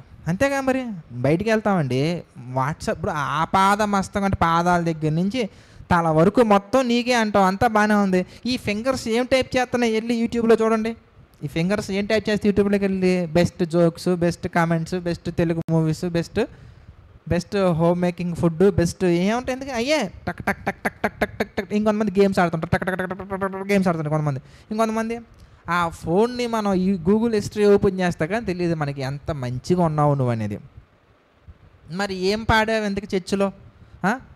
నిజంగా ప్రేమిస్తే, ఒకడు యేసు ప్రభుని ప్రేమిస్తే, మేలుల కోసం వచ్చినోడు గురించి చెప్పట్లేదు. అది మేలుల కోసం వచ్చినోడు ఆడి జీవితం పక్కనెట్టండి. నిజంగా మీరు తండ్రిని ప్రేమిస్తే, యేసు ప్రభుని ప్రేమిస్తే ఆజ్ఞలు గైకొంటారు. మీరు గనక ఆయన ఆజ్ఞలు గైకొన్నారనుకో, అప్పుడు రిటర్న్ మళ్ళీ ఎవరు ఫస్ట్ ప్రపోజ్ చేసింది దేవుడే. ఆయనే మొదట మనల్ని ప్రేమించి ప్రపోజ్ చేశాడు. ఆ ప్రపోజల్కి ఆయన ఖర్చు ఎంత? యేసు ప్రభు వారు మరణం. ఎవడైనా కానీ ప్రపోజ్ చేస్తే ఎంత ఖర్చు అవుద్ది? కొంతమంది చూడండి వింటా ఉంటా. అప్పట్లో నా ఫ్రెండ్ వాడు ఉండేవాడు. ఒరే ఈరోజు ఆ అమ్మాయి నన్ను ప్రపోజ్ చేసిందిరా అన్నాడు. వెరీ గుడ్ రా అన్నాను అనమాట. వాక్యం తెలియక ముందు కాలంలో ఆ అమ్మాయి సెలబ్రేషన్ అడుగుతుందిరా అన్నాడు అనమాట. కొనిచ్చారా అన్నాను అనమాట. సెలబ్రేషన్ అంటే నేను ఫస్ట్ పార్టీ అనుకున్నా, చేసేద్దాంరా మంచిగా నీట్గా ఏముంది అన్నాను అనమాట. సెలబ్రేషన్ అంటే పార్టీ కాదురా, అది పెద్ద చాక్లెట్ రా అందనమాట. ఏంటి ఆ చాక్లెట్ అని వెళ్ళి కనుక్కుంటే కాస్ట్ 250 అంత చెప్పాడు అప్పట్లో. వాడు అటు నుంచి వెనక్కి వచ్చి ఏం చెప్తాడు, ఎంతకి చాలా ఎతికామరా షాపులన్నీ దొరకలేదని చెప్పాడు అనమాట. ఫైనల్గా అబద్ధం చెప్పాడు. అంటే ఒక ప్రేమకి ఖర్చు ఎంత అంటే 250 రూపాయలు, 500. కొన్ని ప్రేమలు కాస్ట్లీగా ఉంటాయి. యాపిల్ ఫోన్లు, మెగా చాలా ఫోన్లు ఉంటాయి, అవన్నీ కూడా. తండ్రి ప్రేమ కాస్ట్లెస్ అంటే అది ఎంత చెప్పాలి, ఎందుకే అది అన్లిమిటెడ్ ఫర్ ఎవర్. అది ఎవరు ఇంకా ప్రేమించలేడు. దాని ప్రేమ ఖర్చు రిజల్ట్ ఏంటి? ఎంతకనగానే యేసుక్రీస్తు మరణం. దేవుడు లోకమును ఎంతో ప్రేమించను, తన కుమారుణ్ణి మన కొరకు బలిగా ఇచ్చి తన ప్రేమను వెళ్ళబరుచుతున్నాడు ఆయన. అంటే ఫస్ట్ ప్రేమించింది ఆయనే. ఇప్పుడు మళ్ళీ ఏంటి ఎందుకు? నువ్వు కనుక ప్రేమించావంటే నిన్ను మరలా ప్రేమించి ఈసారి ప్రేమించినప్పుడు ఏం చేస్తున్నారా ఎంతకనగానే తండ్రి కుమారుడు ఇద్దరు కూడా ఏం చేస్తున్నారు? చక్కగా మేము వచ్చి ఏమన్నారు అక్కడ? మేము వచ్చి వాని యొద్ద నివాసము చేతుము. తర్వాత నన్ను ప్రేమింపని వాడు నా మాటలు గైకొన్నాడు. చూసారా? నువ్వు ఆయన మాట గైకొనట్లేదంటే దాని అర్థం ఏంటి? ఎందుకే? నీ ప్రేమ డొల్ల ప్రేమ, నీ ప్రేమ అబద్ధపు ప్రేమ, నీ ప్రేమ మోసపూరితమైనటువంటి ప్రేమ. ప్రేమించామంటే మాటలు గైకొనాలి అంతే. దేవుడి మాటలు మనం గైకొనాలి అంతే. గైకొనలేనటువంటి వారుగా ఉన్నావా, నీ ప్రేమ అబద్ధపు ప్రేమ అంతే, అందులో డౌటే లేదు. కాబట్టి వర్షిప్కి ప్యాటర్న్ పెట్టారు. ఏంటి ఎంతకనగానే ఇదిగో ఆయన వాక్యానుసారంగా ఆయన ఆరాధించాలి, తర్వాత పరిశుద్ధాత్మతో ఆరాధించాలి. ఇలా మనం ఆరాధించినట్లయితే కనుక అప్పుడు మనం పర్ఫెక్ట్ ట్రాక్లో ఉన్నట్టు. అట్లా కాకుండా మనం కనుక మనకిష్టం వచ్చినట్టుగా ఉన్నాం అనుకోండి, అప్పుడు నీ ఆసక్తి చాలా మంచిది, కానీ జ్ఞానం అనేది లేదనమాట. అంతే కదా దివ్య సిస్టర్? ఆసక్తి అనేది మాత్రం చాలా గట్టిగా ఉంది, చాలా మంచిదంట, కానీ జ్ఞానం మాత్రం లేదు, జ్ఞానానుసారమైనటువంటిది కాదు. సో ఫస్ట్ పాయింట్ మనం ఆలోచించినట్లయితే కనుక ఏం గ్రహించాలి దాంట్లో నుంచి అంటే ప్యాటర్న్ అనేది, వర్షిప్ ప్యాటర్న్ దేవుడు పెట్టారు. ఇక రెండోది రక్షణ గురించి కూడా మనం ఆలోచించాం అనుకోండి. నువ్వు దేవునికి దగ్గరగా ఉన్నంత మాత్రాన, సంఘంలో ఉన్నంత మాత్రాన రక్షింపబడం. లేదంటే కనుక కొంతమంది చాలా తెలివిగా వాళ్ళకి ఇష్టం వచ్చినటువంటి కొన్ని మాటలు తీసుకుంటారు. నేను ఆశ్చర్యపోయినటువంటి ఒక మాట మీకు చూపిస్తా, మీరు ఆశ్చర్యపోండి. చూద్దాం. యోహాను సువార్తలోకి వద్దాం. యోహాను సువార్తలోకి మనం వస్తే యోహాను సువార్త 8వ అధ్యాయం మనం చూద్దాం. 8వ అధ్యాయంలో 24వ వచనం కనుక మనం చూస్తే, యోహాను సువార్త 8వ అధ్యాయము 24. కాగా మీరు పాపములోనే ఉండి చనిపోవుదురని మీతో చెప్పి తిని, నేను ఆయనని మీరు విశ్వసించని ఎడల మీరు పాపములో నుండి చనిపోవుదురని వీరితో చెప్పాను. అంటే ఇది ఇక్కడ ఏం కనబడుతుంది? ఆయన యేసు ప్రభుని విశ్వసిస్తే చాలని మనకు కనబడుతుంది. చూడండి, అంటే మనం రక్షింపబడాలంటే చాలామంది చెప్తూ ఉంటారు బాప్తిసం అని, అదంతా ఒట్టిదే, విశ్వసిస్తే చాలని ఈ మాట ప్రకారం చెప్తున్నారు కొంతమంది. అంటే రక్షింపబడాలంటే ఏం చేయాలి? ఇంతకీ బైబిల్లో ఉన్నటువంటి కొన్ని మాటలు తీసుకొని వాళ్ళ ప్రకారం వెళ్ళిపోయే ఒక ప్యాటర్న్ మళ్ళీ కనబడుతుంది. మీరు బాగా ఆలోచించాలి. బైబిల్లో ప్రతి దానికి దేవుడు ఒక సిస్టమ్ పెట్టారు, దేవుడు ఒక ప్యాటర్న్ పెట్టారు, దేవుడు ఒక పని పెట్టారు. ప్రకృతిలో కానీ మనం బాగా ఆలోచించినట్లయితే చూడండి, 2 కళ్ళు ఇక్కడే ఉండాలి. ఆయన చేసినటువంటి ప్రతి దాంట్లో కూడా ఒక నిపుణత, లేదంటే కనుక ఒక ఆర్గనైజ్డ్ స్ట్రక్చర్ మనకు కనబడుతుంది. మీరు బాగా ఆలోచిస్తే రక్షణ విషయంలో కూడా సేమ్. రక్షింపబడాలి అంటే దేవుడు ఒక సిస్టమ్ పెట్టారు. ఏంటి ఆ సిస్టమ్? ఇంతకీ యాకోబు పత్రిక మనం చూద్దాం. యాకోబు పత్రిక మనం చూస్తే 2వ అధ్యాయంలో 24వ వచనం మనం చూద్దాం. యాకోబు పత్రిక 2 కనుక మనం చూస్తే, యాకోబు పత్రిక 2 మనుష్యుడు విశ్వాస మూలమున మాత్రము కాక క్రియల మూలమునను నీతిమంతులను తీర్చబడునని మీరు దీని వలన అంటే మనం ఎప్పుడు నీతిమంతులుగా మారుతాం, ఎప్పుడు రక్షింపబడతాం, ఇంతకే కేవలం విశ్వాసం వలన మాత్రం కాదు. అంటే విశ్వసించినంత మాత్రాన సరిపోదు, అలాగని మీరు బాప్తిసం తీసుకున్నంత మాత్రాన సరిపోదు, అలాగని ప్రార్థన చేసినంత మాత్రాన సరిపోదు, అలాగని మీరు ఏదో కొన్ని మాటలు చేస్తే సరిపోదు. ఏం చేయాలి? ఎందుకనగానే క్రియలలో కూడా మీరు చూపించగలగాలి. క్రియలలో చూపిస్తేనే మీకు రక్షణ వస్తుంది. చూడండి, ఆరాధనకి ఒక ప్యాటర్న్ పెట్టారు దేవుడు, రక్షణకు ఒక ప్యాటర్న్ పెట్టారు దేవుడు. ఇక చివరిగా మనం ఆలోచిస్తే కనుక ఇది చాలా కఠినమైనటువంటి మాట ఇప్పుడు మనం మాట్లాడుకోబోయేది. ఇది మేకా గారు ఫాలో అయ్యారా మీరు చెప్పండి. ఇప్పుడు ఇంతకీ పాత నిబంధన ప్రకారం మనం ఆలోచించినా కానీ ఆయన ఫాలో అవుతున్నారు. ఇంతకీ ఆయన పాపాలు పోవాలంటే ఏం చేయాలి? కొత్త నిబంధన ప్రకారంగా పాపాలు పోవాలంటే బాప్తీసం తీసుకోవాలి. బాప్తీసంలో మన పాపాలన్నీ పోతాయి. పాత నిబంధన ప్రకారంగా పాపాలు పోవాలంటే ఏం చేయాలి? ఇంతకీ యాజకులు బలి అర్పించాలి. ఏ యాజకులు అంటే ఎవరింతకీ? లేవి గోత్రంలో ఉన్నటువంటి అహరోనికి సంబంధించినటువంటి వాళ్ళు యాజకత్వం చేయాలి. అసలు యాజకత్వం దగ్గరే రూట్ దగ్గరే ప్రాబ్లం అక్కడ మనకి కనబడుతుంది. ఇక ఆయన ఇచ్చే బలులు ఏం సెట్ అవుతాయి మీరు చెప్పండి. అంటే ఆయన పరిశుద్ధుడిగా మారటానికి కూడా మీకా గారు అక్కడ ఫెయిల్యూర్గా మనకు కనబడుతున్నారు. కానీ ఒక విషయం గుర్తుంచుకోవాలి, ఎవడో చేయలేనటువంటి త్యాగం చేశాడు అక్కడ ఆయన. ఏంటిది? తన కుమారుడిని యాజకుడిగా ఇచ్చాడు. అలాగే అందరూ వాళ్ళ మార్గాల్లో వాళ్ళు బ్రతుకుతుంటే దేవుని కొరకు నేను బ్రతకాలన్న ఆలోచన, ఆసక్తి కలిగి ఒక దేవమందిరం లాంటిది కట్టుకున్నారు. చూడండి, ఆసక్తి ఉన్నంత మాత్రాన సరిపోదండి. కొత్త నిబంధన కాలంలో కూడా మనకు ఆసక్తి ఉంటే సరిపోదు. ఏం చేయాలి? ఎందుకంటే మన లైఫ్, మన ప్రవర్తన అనేది రక్షణ పొందడానికి మన ప్యాటర్న్ అనేది దేవుడు చెప్పిన విధంగా ఉందా లేదా చెక్ చేసుకోవాలి. ఎల్లప్పుడూ చెక్ చేసుకోవాలి. ఎల్లప్పుడూ అక్కడ బైబిల్లో మాట కనబడితే అది మన జీవితంలో రిఫ్లెక్ట్ అవ్వాలి. రిఫ్లెక్ట్ అవ్వకపోతే నువ్వు ఎంతైనా చెయ్యమ్మా, చెల్లెమ్మలో తమ్ముళ్ళు మీరు ఎంతైనా చేయండి, సంపూర్ణ సేవకు వచ్చినా లేదంటే ఇంకా ఏదైనా మీరు చేయండి, ఎంత చేసినా కానీ అది బూడిదలో పోసినటువంటి పన్నీరు అయిపోద్ది అంతే. ఆ మాట కనిపించాలి, అక్కడ రిఫ్లెక్ట్ అవ్వాలి. నీ జీవితంలో నీ లైఫ్ ట్రాన్స్ఫార్మ్ అయ్యి రిఫ్లెక్ట్ అవ్వాలి. దేవుడి మాటలు అనేవి నువ్వు వెలుగుగా కనిపించాలి. అలా కనిపించకుండా నువ్వు అది చేశాను, ఇది చేశాను, అంతమందికి అన్నదానం చేసి, ఎంతమందికి భోజనం పెట్టి, ఎంతమందికి ఇది చేసి, ఆసక్తి బాగుంది కానీ జ్ఞానానుసారమైనటువంటి ఆసక్తి కాకపోతే అక్కడ చేసిందంతా ఏమైపోతుంది? నిష్ప్రయోజనం అయిపోతుంది. ఇక మూడోది మనం ఆలోచిస్తే మీరు 18వ అధ్యాయం కూడా చదివితే మీకు అర్థమవుతుంది, న్యాయాధిపతుల గ్రంథం.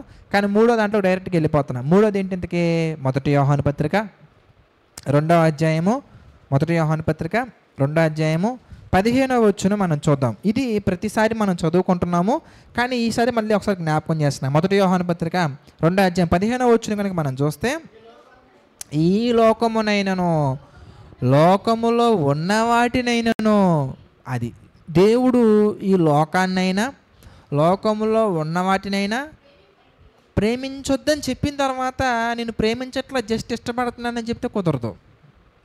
నేనేం లవ్లో పడలేదు జస్ట్ ఇష్టపడుతున్నానంటే కుదరదు. నేనేం లవ్ చేయట్లేదు జస్ట్ ఫ్రెండ్షిప్ చేస్తున్నానంటే కుదరదు. అక్కడ లోకమునైనను లోకములో ఉన్న వాటినైనను ప్రేమించొద్దని చెప్పిన తర్వాత దాని జోలు మనం వెళ్ళకూడదు అంతే. అందుకే ఇప్పుడు మన మన మన 2 చెంపలు కూడా ఒకేసారి గింగురం అనేటువంటి కొన్ని రెఫరెన్స్లు చూపిస్తాయి. 2 రెఫరెన్స్లు చూపిస్తాయి. మన 2 చెంపలు 2 చెవులు గింగురం అంటే చూడండి. కావాలంటే మనం అనుకుంటాం చిన్న చిన్న విషయాల్లో కూడా. ఇప్పుడు చిన్న చిన్న విషయాలు అనగానే కొన్ని సందర్భాల్లో నేను మాట్లాడుతూ ఉంటా. ఎగ్జాంపుల్కి ఇప్పుడు గోర్ల దగ్గర మనం చూసాం అనుకోండి, కొన్ని గోర్లు ఉంటాయి కొంతమందివి. ఇప్పుడు ఉదాహరణకి 4 గోర్లు ఒకరా ఉంటే ఒక గోరు మాత్రం ఇంత బాగా వచ్చేస్తూ ఉంటుంది. అంటే ఒక గోరు ఇక్కడి నుంచి ఎక్కడిదాకా వస్తూ ఉంటుంది. మీరు గమనించారు లేదు? అంటే మన వాళ్ళు నేను అంత గమనించలేదే, కనిపించిందంటే చెప్తా ఉంటా సహజంగా. అప్పటికప్పుడే అక్కడే చెవులు గింగురు మనలా చెప్తా ఉంటా. చూడండి, ఎందుకు పెంచుకుంటున్నాం ఇంతకీ? రీజన్ ఏంటి ఇంతకీ? అలాగే మనం ఇప్పుడు గోల్ రంగు ఉంటాయి, నెయిల్ పాలిష్ లాంటివి వేసుకుంటూ ఉంటాం. సెంట్రల్గా నేను వేయట్లేదులే, మీరు వేసుకుంటుంటే మీకే క్వశ్చన్. ఇప్పుడు ఎందుకు వేస్తున్నారు? రీజన్ ఏంటి? కోర్లు పుచ్చిపోకుండా ఉంటాయనా? ఎందుకు వేస్తున్నారు ఇంతకీ? గోర్లు పుచ్చిపోకుండా ఉండాలంటే సైబాల్ డబ్బా ఉంటుంది, తెలుసా మీకు ఆ విషయం? సైబాలు లేదా వ్యాజిలిన్ ఉన్నాయి, ఆల్టర్నేటివ్స్ చాలా ఉన్నాయి. గోరింటగా పెడతా ఉంటారు, ఓ గట్టిగా పెట్టేస్తూ ఉంటారు అనమాట. ఎందుకురా అంటే బాడీలో హీట్ తగ్గాలని చెప్తూ ఉంటారు.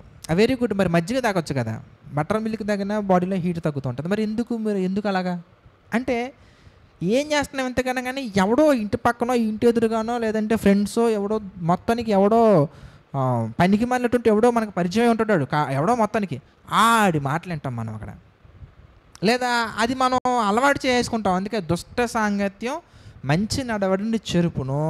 మీరు ఒకరితో ఫ్రెండ్షిప్ చేస్తున్నారంటే వాళ్ళకి వాక్యం చెప్పాలి. మీరు వాళ్ళు వాక్యం చెప్పినా వినట్లేదంటే cut the friendship, that's it. అంతకంటే ఇంకేం లేదు.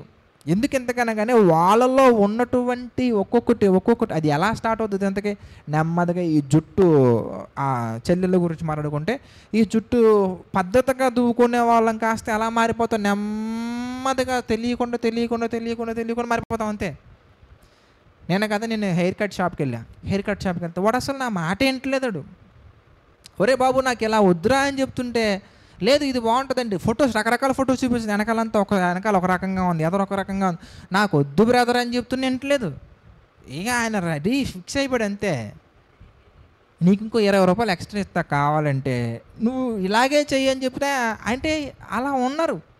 మొత్తం చేసి అది హెయిర్ డ్రై తీసుకొచ్చి పెట్టేస్తున్నాడు తనకి. వద్దు అన్నా అట్లా ఏం ఉండదన్నా, ఇది చిన్నదన్నా, ఎందుకన్నా మీరు అంత చేస్తున్నారు అంటున్నాడు అన్నమాట. అంటే మనం ఉన్నటువంటి ప్రపంచం అలాంటిది. ఇప్పుడు వాడు పెట్టినట్టు హెయిర్ డ్రైకి జుట్టు ఇలా లేచి ఇలా నుంచి దిగాలన్నమాట.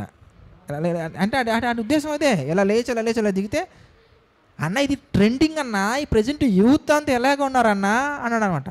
అప్పుడు ఒక మంచి మాట చెప్పాను నేను, బ్రదరు కొంతకాలం తర్వాత చూడు మళ్ళీ దీంట్లోకి వస్తారు జనాలంతా కూడా. ఒకప్పుడు ఇలాగే ఉండేవాళ్ళు, ఇప్పుడు మధ్యలో ఫ్రంట్ కొంచెం వెనకాల కొంచెం కట్ చేసుకోవడం నేర్చుకున్నారు. మళ్ళా కొంతకాలానికి బహుశా నువ్వు చచ్చిపోయే టైంకైనా కానీ మళ్ళీ ఇదే ట్రెండింగ్ అని వస్తారు చూడు. నువ్వు కావాలంటే నార్మల్గా ఎలా ఉంచుకోవాలో అలా ఉంచుకుంటే అందంగా ఉంటాం. నిజం, దేవుడు ఎలా మనల్ని ఈ భూమి మీదకి పంపించారో దాన్ని అలాగే జాగ్రత్తగా కాపాడుకుంటూ వెళ్ళిపోతే చాలా అందంగా ఉంటాం మనం. ప్రపంచానికి కాకపోయినా మన ప్రభువుకి అందంగా ఉంటాం. ఫస్ట్ ప్రపంచానికి ఉంటే అంత, ఉండకపోతే అంత. ఏంట్రా మోటు అమ్మాయిలాగా ఉన్నావు, ఏంట్రా నువ్వు ఇంకా అప్డేట్ అవ్వవా, ఎదగవా అంటే ఎదగవరా, మేము ఎలాగే ఉంటాం, మేము ఎదగాల్సింది ఆత్మీయతలు ఎదుగుతున్నాం. ఎనఫ్ ఆత్మీయతలు ఎదుగుతున్నాం. ఇక్కడ ప్యాటర్న్ దేవుడు ఒక సిస్టమ్ పెట్టారు. ఇదిగో లోకం విషయంలో నువ్వు ఎలా ఉండాలి. ఒక సిస్టమ్ దేవుడు పెట్టేసిన తర్వాత నువ్వు మేకలాగా ఓవర్ యాక్షన్ చేసి వెళ్ళావంటే నీ జీవితం ఎటుపోద్దో తెలీదు. ఇప్పుడు ఒక మాట చూపిస్తా. చెవులు అలా గింగురం అంటే చూడండి ఎంత బాగా గింగురం అంటే మీకు. మత్తయి సువార్తలోకి రండి, ఫస్ట్ లోకా సువార్తలోకి రండి. లోకా సువార్త 16వ అధ్యాయం మనం చూద్దాం. లోకా సువార్త 16వ అధ్యాయం మనం చూస్తే 13వ వచనం మనం చూద్దాం. లోకా సువార్త 16వ అధ్యాయము 13వ వచనం కనుక మనం చూస్తే, ఏ సేవకుడు అంటే సేవకుల గురించి చెప్పట్లేదమ్మా, మనందరం దేవునికి సేవ చేసే వాళ్ళమే, క్రిస్టియన్స్ గురించి చెప్తున్నాడు. ఏ సేవకులు కూడా ఇద్దరు యజమానులను సేవింపలేడు. వాడు ఒకరిని ద్వేషించి ఒకరిని ప్రేమించును, లేదా ఒకరిని అనుసరించి ఒకరిని తృణీకరించు. చూసారా, మీరు ఆ క్షణం మీరు గోల్డ్ రంగుని ఇష్టపడ్డారంటే ఎవరిని తృణీకరిస్తున్నారు ఇంతకీ మీరు చెప్పండి.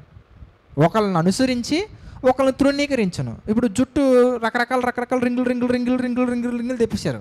కొంతమంది చెల్లెళ్ళు ఉంటారు అనమాట, రింగులు. నువ్వు ఎవరిని అనుసరిస్తున్నావు అక్కడ? ఎవరిని అనుసరిస్తున్నావు? ఒక అగ్గిపొల్లు వేస్తే కాలిపోయే జుట్టు కోసం దహించు అగ్ని కంటే శ్రేష్టమైనటువంటి దేవుని ధృవీకరిస్తున్నావంటే సచ్ ఏ బ్యూటిఫుల్ పర్సన్. ఏంటి ఒక జుట్టు కోసమా? ఆఫ్టర్ ఆల్ ఒక జుట్టు కోసం. After all అంటున్నారేంటన్నా? ఆఫ్టర్ ఆలే నా తండ్రి ముందు లేదా మన తండ్రి ముందు, మన పరలోకపు తండ్రి ముందు ఏది గొప్పది మీరు చెప్పండి, ఒకటి చూపించండి. ఏది గొప్పది? జుట్టు గొప్పదా, గోల్డ్ రంగు గొప్పదా, లేదంటే ఇంత పెంచుకునే గోరు గొప్పదా? ఏది గొప్పది చెప్పండి? ఒక మాదిరికరమైన జీవితం లేకుండా మనం ఏది గొప్పది మీరు చెప్పండి? ఏమి నేర్పిస్తున్నాం సమాజానికి, సొసైటీకి, ప్రపంచానికి, లేదంటే విశ్వాసులకి? ఏది మనం ఏం నేర్పిస్తున్నాం ఆలోచించాలి మనమే. అందుకే మంచి మాటలు చూడండి, ఏ సేవకుడు కూడా ఇద్దరు యజమానులను సేవింపలేడు. ఒకరిని అనుసరించి ఒకరిని తృణీకరించను. నువ్వు గోళ రంగును అనుసరిస్తున్నావు అంటే ఎవరిని తృణీకరిస్తున్నావు? ఆ దాంట్లో, ఆ మూమెంట్స్లో, ఆ టైంలో ఎందుకు పెట్టుకుంటున్నావు? నీకు ఒక స్పష్టత ఉండాలి. రీజన్ చెప్పండి చూద్దాం. మంచి రీజన్ నేను బట్టలు వేసుకున్నానండి, ఎందుకు వేసుకున్న రీజన్ నాకు కనబడుతుంది. I have the reason, proper reason, I have the reason. ఏంటి ఇంతకీ? నా శరీరం దాచుకోవాలి, నేను దుమ్ము నుంచి ధూళి నుంచి పడకుండా నా శరీరాన్ని రక్షించుకోవాలి, అందుకే నేను దాచుకున్నాను. దీనికి ₹1,00,000 డ్రెస్ అవసరం లేదు నాకేమి, ₹10,000 డ్రెస్ అవసరం లేదు నాకేమి. ఉన్న దాంట్లో మంచిది చాలు. అలాగే ఒక మొబైల్ ఫోన్ వాడుతున్నా, దేనికి వాడుతున్నా? రీజన్ ఉండాలి. మొబైల్ ఫోన్స్లో నువ్వు ₹10,000 ఫోన్ ఎందుకు కొనుక్కున్నావు? రీజన్ ఉందో నా దగ్గర. మీ దగ్గర ఏం రీజన్ ఉందో చెప్పండి. మొబైల్ ఫోన్ కోసం ₹1,00,000 ఖర్చు పెట్టేస్తారు. రీజన్ ఏంటి? What is the reason? అలాగే ఇప్పుడు పరిచయం చేయడానికి మైక్ ఉంది, ఇప్పుడు ఈ మైక్ సరిపోద్ది, ఈ మైక్ చాలు. ఇప్పుడు నేను కావాలని వేరే మైక్ కూడా కొనొచ్చు, ₹1,00,000 పెట్టి మైక్ కొనొచ్చు. ఇప్పుడు మనం డబ్బింగ్ కోసం మనం మైక్ కొనుక్కున్నామండి, వేరే మైక్స్ ద్వారా కూడా చేయొచ్చు. ఇప్పుడు ₹2,50,000 పెడితే ఇంకొక మంచి మైక్ ఉంది, దాంతో కూడా మనం చేయొచ్చు. మరి దీనికే ఎందుకు వెళ్ళాం మనం? ఎంతకే దీంతో వచ్చే అవుట్పుట్ దాంతో కూడా వస్తున్నప్పుడు దాని దగ్గరికి వెళ్ళాల్సిన అవసరం ఏంటి? మా చర్చిలో ఎంత మైక్ ఉందని చెప్పుకోవడానికా? అవసరం లేదు. అంటే మనం చేసే ప్రతి పని వెనక ఒక రీజన్ ఉండాలి. క్షమించండి, ఒకే రీజన్ ఉండాలి. ఏంటి ఇంతకది? ఒకటే రీజన్. ఏంటి ఇంతకీ? మీరు భోజనం చేసినా, పానం చేసినా, మైక్ కొనుక్కున్నా, షర్ట్ వేసుకున్నా, ప్యాంట్ వేసుకున్నా, లేదంటే కనుక గోల్డ్ రంగు వేసుకున్నా ఏమవ్వాలి ఇంతకే? చెప్పాలి, గట్టిగా చెప్పాలి. ఏమవ్వాలి ఇంతకే? ఏం మహింపరచబడుతున్నాడు చెప్పండి దేవుడు? అక్కడ ఏం మహింపరచబడుతున్నాడు దేవుడు ఇంతకే? ఏమి? ఇప్పుడు చెప్పులు కొనుక్కోవడానికి వెళ్ళామండి, కొనుక్కోవాలి. ఎలాంటి చెప్పులు కొనుక్కోవాలి ఇంతకే? చెప్పండి. అంటే మంచిగా ఉన్నాయి సరిపోతాయి. ఇప్పుడు నువ్వు నీ బొటన వేలు కింద అంతా ఉంటాయి, నీ వెనకాల పాదం, దాన్ని ఏమంటారు, ఆ పాదం మాత్రం ఎంతో పైకి లెగుస్తూ ఉంటుంది. దేవుడు ఎలా నడవమన్నాడు, నువ్వు ఎలా నడుస్తున్నావు ఇంతకీ? ఆయన చెప్పిన విధానం ఏంటి, మనం చేసే విధానం ఏంటి? ఇవి నచ్చవు కొంతమందికి.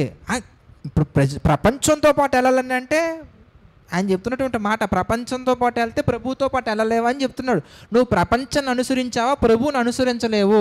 మొహం మీద చక్కగా నన్ను అడిగితే కనుక పెద్ద పేరగా అని చెప్తూ కొట్టినట్టు మాట డైరెక్ట్గా ఉంది.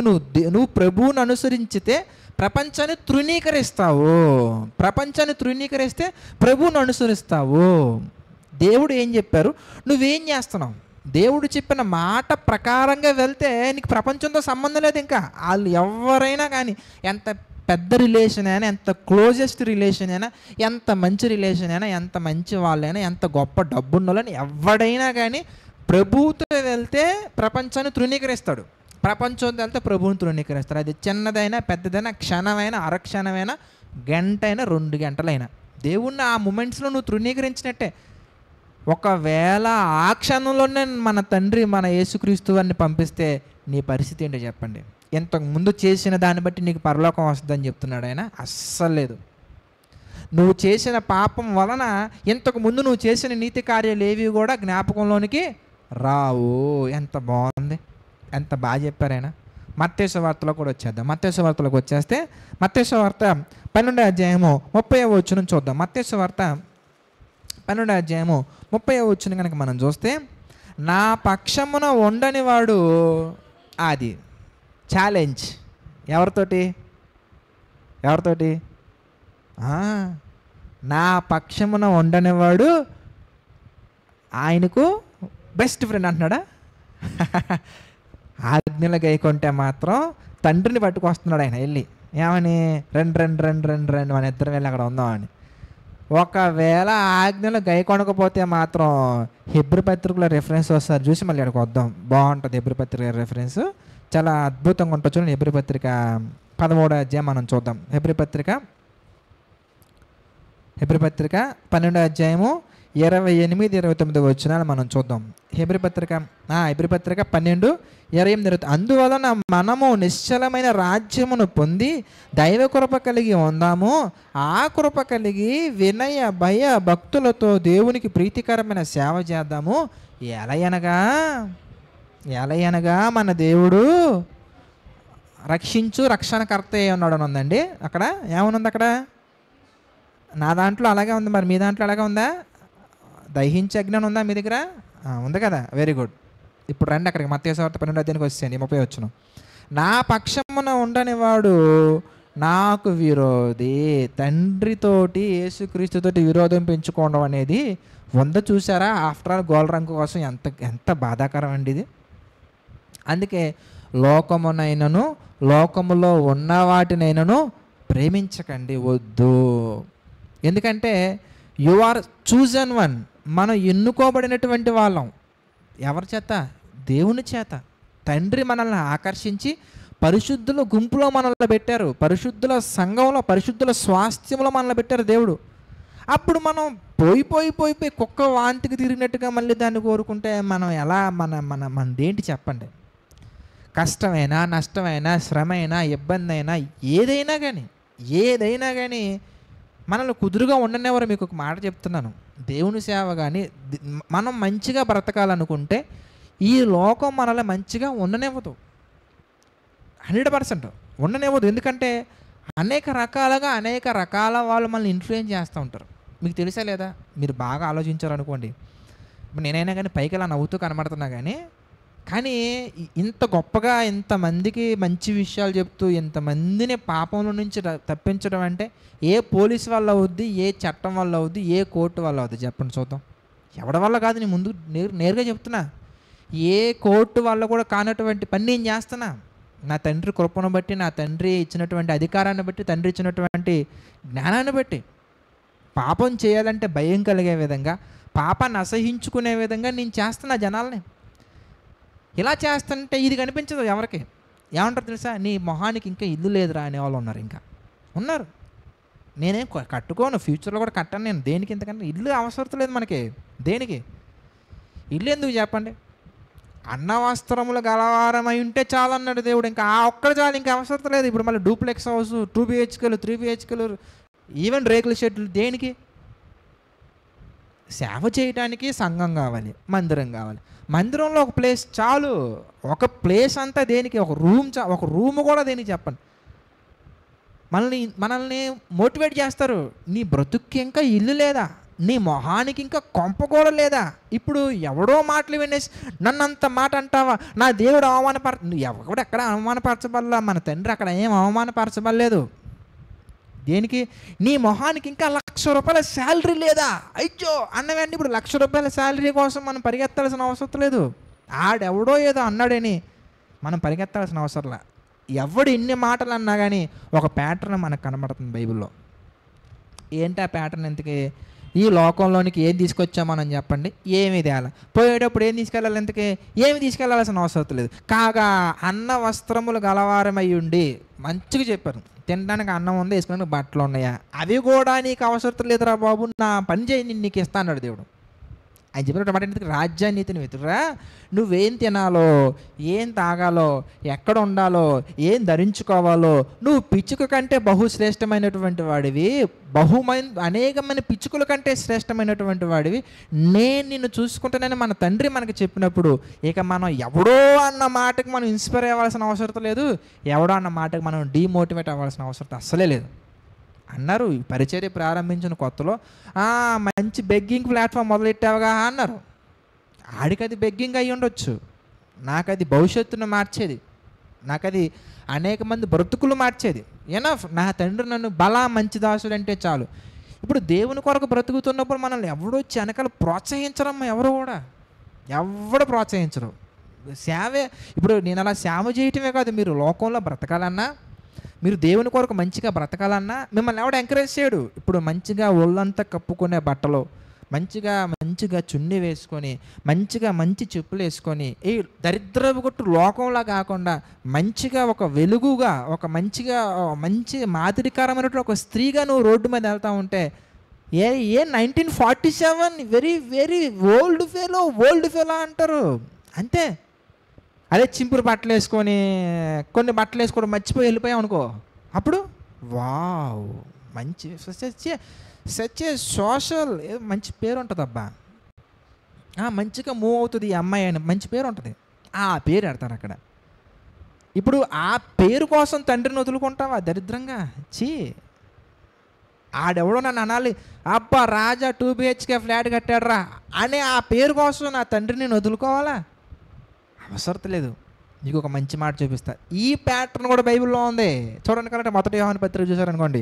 1 యోహాను పత్రిక మంచి ప్యాటర్న్ చూడండి. 1 యోహాను పత్రిక 4వ అధ్యాయము. ఎవరి కోసం మనం ఎందుకు తండ్రిని వదులుకోవాలమ్మా? 1 యోహాను పత్రిక 4వ అధ్యాయము 5వ వచనం మనం చూసాం అనుకో. 5వ వచనం మనం చూస్తే వారు లోక సంబంధులు. అరే లోకాన్ని ఫాలో అయ్యే వాళ్ళు అలాగే అంటారు. ఏంట్రా ఈ బట్టలు, ఏంట్రా నువ్వు కనీసం పాష్గా ఉండట్లేదు, ఏంట్రా నీకు అసలు ట్రెండింగ్ లేదు, అసలు స్టైలిష్ కాదు. వాళ్ళు లోక సంబంధులు అబ్బా, సాతాను సంబంధులు వాళ్ళు. లోక సంబంధులైనట్టు మాట్లాడతారు. ఏంట్రా ఇప్పుడు ఎవరు వేసుకుంటున్నారా అలాంటి బట్టలు, స్లీవ్లెస్ ట్రెండ్ రా అంటారు వాళ్ళు. అలాగే లోక సంబంధులైనట్టు మాట్లాడతారు. తర్వాత మనం ఎవరింతకే దేవుని సంబంధులమో. అరే దేవుడిని ఎరిగినటువంటి వాడు మన మాట వింటారా? అందరూ వినాల్సిన అవసరంలా మన మాట. దేవుణ్ణి ఎవరైతే తెలుసుకున్నారో వాళ్ళు మన మాట వింటారు. తర్వాత దేవుని సంబంధి కానివాడు మన మాట వినడు. క్లియర్ చెప్పారు కదబ్బా. ఎవరైతే దేవుని సంబంధులు గారో వాళ్ళు మన మాట వినప్పుడు వాళ్ళ మాట నువ్వెందుకు వినాలి? దేవుని సంబంధులు మన మాట వింటారమ్మా. దేవుని సంబంధులు కానివారు మన మాట వినరు. అప్పుడు వాళ్ళ మాటలు మనం వినాలా? వాళ్ళు ఎవరో ఏదో అన్నారని మనం దేవుని కొరకు బ్రతకటం మానేయాలా? కొంతమంది మాట్లాడుతుంటారు, వాళ్ళు మరీ ఇబ్బంది పెట్టేశారండి, ఇంకా ఆ పరిస్థితుల్లో తప్పదు వెళ్ళాల్సి వచ్చింది. ఎందుకు వెళ్ళాలి అంటే నీ మనసులో ఏముందో తెలుసా? మనసులో ఏముందంటే ఒక మంచి స్టేట్మెంట్ ఒక సేవకులు ఈ మధ్యకాలంలో నాతో మాట్లాడుతున్నప్పుడు ఒక పాస్టర్ గారు షేర్ చేసుకున్నారనమాట. బ్రదర్, ముక్కు కోసేసి గులాబీ పువ్వు ఇచ్చి స్మెల్ చూడమంటే ఎలాగండి అన్నారనమాట. ఎగ్జాక్ట్లీ, ముక్కు కోసేసి స్మెల్ చూడమంటే ఎలాగా? నీ మనసులో దేవుని కొరకు బ్రతకాలనే తపన లేకుండా ఎంత జ్ఞానం విన్నా, ఎంత నోట్సులు రాసుకున్నా అది ఇంపాక్ట్ చేయవేవి మనల్ని. అది ఇంపాక్ట్ ఎలా చేస్తే చెప్పండి? సేమ్ అంతే. ముక్కు లేదు, నీకు ముక్కే లేదు, ఇంకా స్మెల్ ఏం చూస్తాం, ఇంకా చెవులే లేనప్పుడు ఇంకా. అందుకే యేసుప్రభు అంటారు, ఈయన ముక్కు అని చెప్పాలే, యేసుప్రభు ఎప్పుడో చెప్పారు ఆయన ఏమన్నదికి, చెవి గలవాడు వినును గాక, అంగీకరించుటకు మనస్సు గలవాడు అంగీకరించును గాక. ఒకటే చెప్తాను, నాకు నేను అప్లై చేసుకునేదే చెప్తున్నా, నాకు నేను అప్లై చేసుకున్నాకే చెప్తున్నా. ఏంటి ఎందుకంటే ఒక మాట బైబిల్లో కనిపించినప్పుడు, అరే ఈ మాటకి నేను వ్యతిరేకంగా వెళ్తున్నానే అని అనిపించినప్పుడు, ప్రాణం పోయినా కానీ ఆ ప్రాణం పోతే పోయిందని దాన్ని వదిలేసి ఆ మాట ప్రకారంగా బ్రతకడానికి నిలబడ్డాం అనుకోండి, అప్పుడు దేవుని పిల్లలు అవుతాం మనం. అలా కాకుండా ఏదో ఎక్స్పెక్ట్ చేసి, ఏదో ఆశించి, దేని కొరకు ప్రాకులాడి, ఈ భూమి మీద నువ్వు దేని కొరకు ప్రాకులాడినా ఒకటే మాట, ఒకడు లోకమంతా సంపాదించి ప్రాణం పోగొట్టుకున్నాడు అని ఏమన్నా చెప్పండి? అంటే బ్యాంకులో డబ్బులన్నీ వేసాడు, అకౌంట్ నెంబర్ మర్చిపోయాడు, ఆధార్ కార్డు లింక్ చేయలేదు అని ఎవరైనా గుర్తుపడతారా? ఎవరు గుర్తుపట్టాడు. అలాగే సంపాదించుకున్నావు, అది ఈ భూమి మీద సంపాదించుకున్నావు. అందుకే అన్నారని, ఈ భూమి మీద డబ్బు సంపాదించుకున్నావు అనుకో, దొంగలు దొంగతనం చేస్తారు, కన్నం వేస్తారు, చిమ్మిట పడుతుంది, దుప్పి పడుతుంది. అది బతికున్నప్పుడు చచ్చిపోయాకైనా నువ్వు చచ్చావు, ఆ డబ్బు ఏమైపోతుంది మీరు చెప్పండి? ఎవడో దొంగతనం చేసేస్తాడు, ఏడో పెట్టేస్తావు, మర్చిపోతావు. చూడండి కొన్ని సందర్భాల్లో మనం చూస్తూ ఉంటాం, పాతకాలంలో భూముల్లో దాచిపెడతారు డబ్బులు, ఆ దాచిపెట్టినట్టు చచ్చిపోతాడు, దాచిపెట్టిన విషయం పిల్లలకు కూడా తెలియదు, అది ఏమైపోయింది చెప్పండి? అంతే. అలాంటి ఎన్ని అకౌంట్లు లేవు మీరు చెప్పండి? బ్యాంక్ అకౌంట్స్ ఎన్ని ఇనాపరేటివ్ దాంట్లోకి వెళ్ళిపోయాయి చెప్పండి? చాలా వెళ్ళిపోయి ఉంటాయి. అందుకే చాలామంది చచ్చిపోయే ముందు ఒక లెటర్లో రాసుకుంటారు మొత్తం, ఇది LIC పాలసీ నెంబరు, అది ఇది. నీ భ్రమ. ఎవడిస్తారు చెప్పండి? అందుకే మంచి మాట ఏంటి, ఇంతకీ లోక సంబంధులైనటువంటి వారు మన మాట వినరు, దేవుని సంబంధులైనటువంటి వారు మన మాట వింటారు. కాబట్టి మంచిగా బ్రతికే ఈ క్రమంలో మేకా గారి జీవితాన్ని మనం తీసుకున్నాం అనుకోండి. ఫస్ట్ పాయింట్, వర్షిప్ విషయంలో ఆసక్తి ఉంది, దొంగ వర్షిప్ చేస్తున్నాడు. రక్షణ పొందాలని ఉంది, దొంగ భక్తి చేస్తున్నాడు. దేవుని కొరకు బ్రతకాలని ఉంది, కానీ లోకాన్ని అనుసరించి నడుచుకుంటున్నాడు. అందుకే మాట తన ఇష్ట ప్రకారంగా నడుచుకుంటున్నారు అని ఉంటుంది అక్కడ 17వ అధ్యాయంలో. రాజు లేడు కాబట్టి వాళ్ళ ఇష్ట ప్రకారంగా నడుచుకుంటున్నారు. వద్దు, అది మేకా గారిది సాహసం, గొప్ప సాహసమే, కానీ మనం అంతకంటే గొప్ప సాహసాలు చేస్తున్నాం. ఎగ్జాంపుల్కి ఎగ్జాంపుల్కి నేను అంటాను, ఇదిగో ఈరోజు చాలామంది చాలా పనుల్లో బిజీగా ఉన్నారు. మనం మాత్రమే వచ్చాం దేవుని వాక్యం వినటానికి. నేను మాత్రమే వచ్చా దేవుని వాక్యం చెప్పడానికి. మనం మాత్రమే ఇక్కడ గ్యాదర్ అయ్యాం దేవుని పనుల కోసం ఆలోచించడానికి. నేను మీకు ఏమైనా వచ్చినందుకు 500 రూపాయలు ఏమైనా ఇస్తున్నానా? ఇవ్వట్లేదే. పోనీ మీరేమైనా నాకు 1000 రూపాయలు ఇస్తున్నారా? పోనీ ఏమన్నా బయటకు పాతకాలంలో ఇప్పటికీ ఉంది ఆ ట్రెండ్. ఒక పాస్టర్ గారిని ఒక సేవకుల సదస్సుకు పిలిచారనుకో, కవర్ ఇవ్వాలి ఆయనకి. తెలుసా మీకు ఆ విషయం? కవర్ ఇవ్వటం అంటే నేను కవర్లేం అనుకున్నాను. నేను ఫస్ట్ టైం వెళ్ళినప్పుడు కవర్లు ఏం చేసుకుంటారా అనుకుంటున్నాను. నేను ఫస్ట్ టైం వెళ్ళాను సేవకుల సదస్సుకు, నన్ను పిలిచారు. వెళ్ళిన తర్వాత బ్రదర్ కవర్ అందింది అంటారు అనమాట. ఏం కవర్ అండి, నాకేం కవర్ ఇవ్వలేదని నేను అనమాట. కవర్లు ఇస్తారండి, కొంచెం వెయిట్ చేయండి అని ఇంకొక అతను చెప్పెళ్ళాడు. ఈ కవర్లు గోలేంటా అని చెప్పేసి తర్వాత అర్థమైంది, ఒక కవర్లో 500 రూపాయలు 1000 రూపాయలు పెట్టి ఇస్తున్నారు. అలాంటి సదస్సు ఏమైనా జరుగుతుంది? ఏమైనా డబ్బుల కోసం పెట్టిన సదస్సు. నువ్వు సేవకు వచ్చిందే డబ్బులు వద్దని కదా, మళ్ళీ డబ్బు కోసం సదస్సుకి వెళ్ళడం ఏంటి? అర్థమైందా? అందుకే మన దాంట్లో సేవకులు సదస్సు పెడితే ఒక్కడికి రూపాయి ఇవ్వం మనం. అర్థమవుతుందా? అసలు పెట్టాలి అలాంటి చెత్తవి డబ్బుల కోసం బ్రతికే విధంగా మనం అసలు క్రియేట్ చేయం మనం.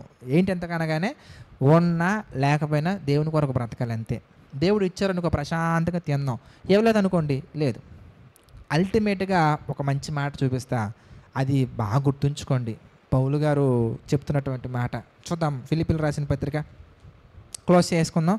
2 మాటలు చూసి క్లోజ్ చేసుకుందాం. ఫిలిప్పీలకు రాసిన పత్రిక 4వ అధ్యాయం మనం చూద్దాం. ఫిలిప్పీ పత్రిక 4వ అధ్యాయం 13వ వచనం కనుక మనం చూస్తే, అదండి మనం ఎవరి మీదో హోప్స్ పెట్టుకోవాల్సిన అవసరం లేదండి. ఎవరో మనల్ని ప్రోత్సహించాల్సిన అవసరం లేదు. ఎవడు ప్రోత్సహిస్తాడు చెప్పండి? ఎవడు ప్రోత్సహిస్తే ఏంటి, ప్రోత్సహించకపోతే ఏంటి చెప్పండి? నన్ను బలపరచువాని యందే అది నేను సమస్తమును చేయగలను. 12వ వచనం చూద్దాం. 12వ వచనం, దేన స్థితిలో ఉండనెరుగుదును, సంపన్న స్థితిలో ఉండనెరుగుదును, ప్రతి విషయములోను ప్రతి కార్యములలోనూ కడుపు నిండి ఉండటానికి, ఆకలిగా ఉండటానికి, సమృద్ధి కలిగి ఉండటానికి. ఎవరు నేర్పించారు? తండ్రి నేర్పించారు. ఎలా నేర్పించారు? ఒక్క తన్ను దంతే పేదరికంలో పడతాం, ఒక్క తన్ను దంతే వెళ్ళి సంపన్న స్థితిలో పడతాం. ఆయన ఇష్టం. అది ఏది పెట్టాలంటే అది పెడతాడు, ఏది తీయాలంటే అది తీసేస్తాడు, అంతే ఆయన ఇష్టం. అన్నీ నేర్పిస్తాడు. ఒక సేవకుడు క్రిస్టియన్, ఒక క్రైస్తవుడు ఎలా ఉండాలి ఎంతకనగానే, సంపన్న స్థితిలో ఉన్నోడికి చెంప చెల్లుమనేలా సమాధానం చెప్పాలి, భేద స్థితిలో ఉండేవాడికి ఆదరణ కలిగించే మాటలు చెప్పగలగాలి. వెన్ థియరిటికల్గా హీ కెనాట్ ఎక్స్ప్లెయిన్, ప్రాక్టికల్గా హీ కెన్ ఎక్స్ప్లెయిన్. చెప్పగలడు. ఒక సేవకుడు ఏదైనా చెప్పగలడు. దేనికి ఎంతకనగానే అతనికి తెలుసు, కడుపు నిండి ఉంటే ఎలా ఉంటుందో తెలుసు, ఆకలిగా ఉంటే ఎలా ఉంటుందో తెలుసు, బాధలు అనుభవిస్తే ఎలా ఉంటుందో తెలుసు, అందరూ ఉంటే ఎలా ఉంటుందో తెలుసు, అందరూ వదిలేస్తే ఎలా ఉంటుందో తెలుసు, అందరూ ఉన్నప్పుడు ఉంటే ఎలా ఉంటుందో తెలుసు, ఎవడైనా మోసం చేస్తే ఎలా ఉంటుందో తెలుసు, మోసపోకుండా ఎలా బ్రతకాలో తెలుసు, ప్రాణ స్నేహితులు ఎలా ఉంటారో తెలుసు, ప్రాణం తీసేవాళ్ళు ఎలా ఉంటారో తెలుసు. ఎందుకంటే అందరినీ పరిచయం చేసేస్తాడు దేవుడు. పరిచయం చేసి అన్నీ నేర్పించేస్తాడు. అప్పుడు మనం చెప్తాం. అందుకే నేను చూసి చెప్పేస్తా, అరే అది మంచిది కాదరా, ఇది మంచిది కాదమ్మా. ఎందుకంతకనగానే ఐ ఎక్స్పీరియన్స్డ్ ఆల్రెడీ. చాలా ప్రేమగా వస్తారు. Yes, you can join this affiliate marketing. If you join this you will get 100 rupees 200 rupees per each referral ring అంటూ ఉంటున్నాడు. నో నో నో నో చూసాం కాబట్టి నో, ఇంకొద్దు. అన్నీ వ్యాపారాలు ఎలా ఉంటాయో తెలుసు, ఉద్యోగాలు ఎలా ఉంటాయో తెలుసు, ఉద్యోగం లేకుండా ఎలా ఉంటుందో తెలుసు, చదువులు ఎలా ఉంటాయో తెలుసు, ఎలిమెంటరీ స్కూల్ ఎలా ఉంటుందో తెలుసు, రేకుల షెడ్ ఎలా ఉంటుందో తెలుసు, 2 BHK ఎలా ఉంటుందో తెలుసు, 1 BHK ఎలా ఉంటుందో తెలుసు, 3 BHK ఎలా ఉంటుందో తెలుసు, ఏసీ రూమ్ ఎలా ఉంటుందో తెలుసు, దోమలతో కుట్టించుకుంటే ఎలా ఉంటుందో తెలుసు, బస్ స్టాండ్లో పడుకుంటే ఎలా ఉంటుందో తెలుసు, డబల్ కాట్ బెడ్ మీద పడుకుంటే ఎలా ఉంటుందో తెలుసు. అన్నీ తెలుసు. ఎలా తెలిసే ఇంతకీ? అదిగో నన్ను బలపరచు అని అందే నేను సమస్తమును చేయగలను అని నేర్పిస్తారు దేవుడు. కాబట్టి ఏ స్థితిలో ఉన్నా కానీ ఆయన్ని మనం మహిమపరిచే వాళ్ళగా ఉండాలి. ఇక పూర్ణ జాగ్రత్త అంటే ఏంటి అంటానికి ఒక ఫ్లో చార్ట్ లాంటిది మీకు ఒకటి చూపిస్తా. ఒక మంచి ఫ్లో చార్ట్ మీకు చూపిస్తా. చివరి డైలాగ్ చాలా బాగుంటుంది, చూసి క్లోజ్ చేసుకుందాం. 2వ పేతురు పత్రిక 1వ అధ్యాయం చూసి క్లోజ్ చేసుకుందాం. 2వ పేతురు పత్రిక 1వ అధ్యాయము 5వ వచనం నుంచి చూద్దామండి. 2వ పేతురు పత్రిక 1వ అధ్యాయం 5వ వచనం నుంచి మనం చూస్తే, ఆ హేతువు చేతనే మీ మట్టుకు మీరు పూర్ణ జాగ్రత్త గలవారై. స్టార్ట్. చిన్నప్పుడు మనం అల్గారిథం చూస్తాం కదా, స్టార్ట్ అంటే మొదలవుతుంది, మొదలయ్యి చివరిలో ఎండ్, ప్రోగ్రామ్ ఎండ్ అయిపోద్ది. అలాగా మీ మట్టుకు మీరు పూర్ణ జాగ్రత్త గలవారై మీ విశ్వాసమునందు అంటే మొట్టమొదటిగా స్టార్టింగ్ పాయింట్ ఏంటి? విశ్వాసమునందు సద్గుణమును, సద్గుణమునందు జ్ఞానము, జ్ఞానమునందు ఆశానిగ్రహము, ఆశానిగ్రహమునందు సహనము, సహనమునందు భక్తి, భక్తి యందు సహోదర ప్రేమ, సహోదర ప్రేమను దయను అమర్చుకొనుడి. ఇవి మీకు కలిగి విస్తరించినలా మన ప్రభు అయిన యేసుక్రీస్తుని గురించి అనుభవ జ్ఞానంలో మిమ్మల్ని సోమరులైనను నిష్ఫలులైన లేకుండా చేయను. ఇది ఎవడికి లేకపోవునో వాడు తన పూర్వ పాపములకు శుద్ధి కలిగిన సంగతి మర్చిపోయి గుడ్డివాడును దూరదృష్టి లేని వాడగును. అర్థమవుతుందా? తర్వాత అందువలన సహోదరులారా మీ పిలుపుని ఏర్పాటు నిశ్చయం చేసుకుంటూ జాగ్రత్త పడండి. మీరు ఇట్టి క్రియలు చేయవారైతే ఎప్పుడునూ తొట్టిల్లరు. ఏ క్రియలు ఇంతకీ పైన ఫ్లో చార్ట్ ఉందో చూసారా? ఆ ఫ్లో చార్ట్ మీలో కంటిన్యూస్గా ఉంటే ఆ కంటిన్యూషన్ చార్ట్లో మీరు ఎక్కడైతే తొలగిపోయారో దాన్ని బలపరుచుకునే ప్రయత్నం చేస్తే అప్పుడు మీరు తొలగరు, మీరు పాపములో పడరని చెప్పేసి వాక్యం అంతా స్పష్టంగా సెలవిస్తుంది. కాబట్టి ఈ ఫ్లో చార్ట్ జాగ్రత్తగా చక్కగా మీరు ఈరోజు సెషన్ అయిపోయిన తర్వాత నీట్గా దగ్గర ఫ్లో చార్ట్ చక్కగా గీయండి. గీసిన తర్వాత దాని ప్రకారంగా మీరు ఎక్కడెక్కడ ఉన్నారో మిమ్మల్ని మీరు క్రాస్ చెక్ చేసుకోండి. అద్భుతంగా ఉంటుంది. అస్సలు మనం పాపంలో పడం. ఎప్పుడు ఈ చార్ట్ మన క్రియల్లో ఉంటే, మన లైఫ్లో ఉంటే విశ్వాసం దగ్గర స్టార్ట్ అయ్యి దయతో క్లోజ్ అవుతుంది. దయ అంటే కింద ప్రేమ అని రాయబడింది. జాగ్రత్త చూడండి. అంటే ఏ దేవుడు అని దాని అర్థం. లేదంటే కనుక వాక్యము ద్వారా వచ్చేదని దాని అర్థం. అంటే విశ్వాసంతో స్టార్ట్ అయ్యి ప్రేమతో ముగుస్తుంది. అంటే పరిశుద్ధతతో క్లోజ్ అవుతుంది. ఇది మనం కలిగి ఉండాలి. ఇవి మనం కలిగి ఉన్నాం అనుకోండి ఎప్పటికీ తొట్టిల్లమని చెప్పేసి దేవుని వాక్యం సెలవిస్తుంది. కాబట్టి తొట్టిల్లకుండా మనం బలపరుచుకుంటూ ముందుకు సాగాలి. క్రీస్తులో ఉంటే మనం అన్నీ చేయగలం.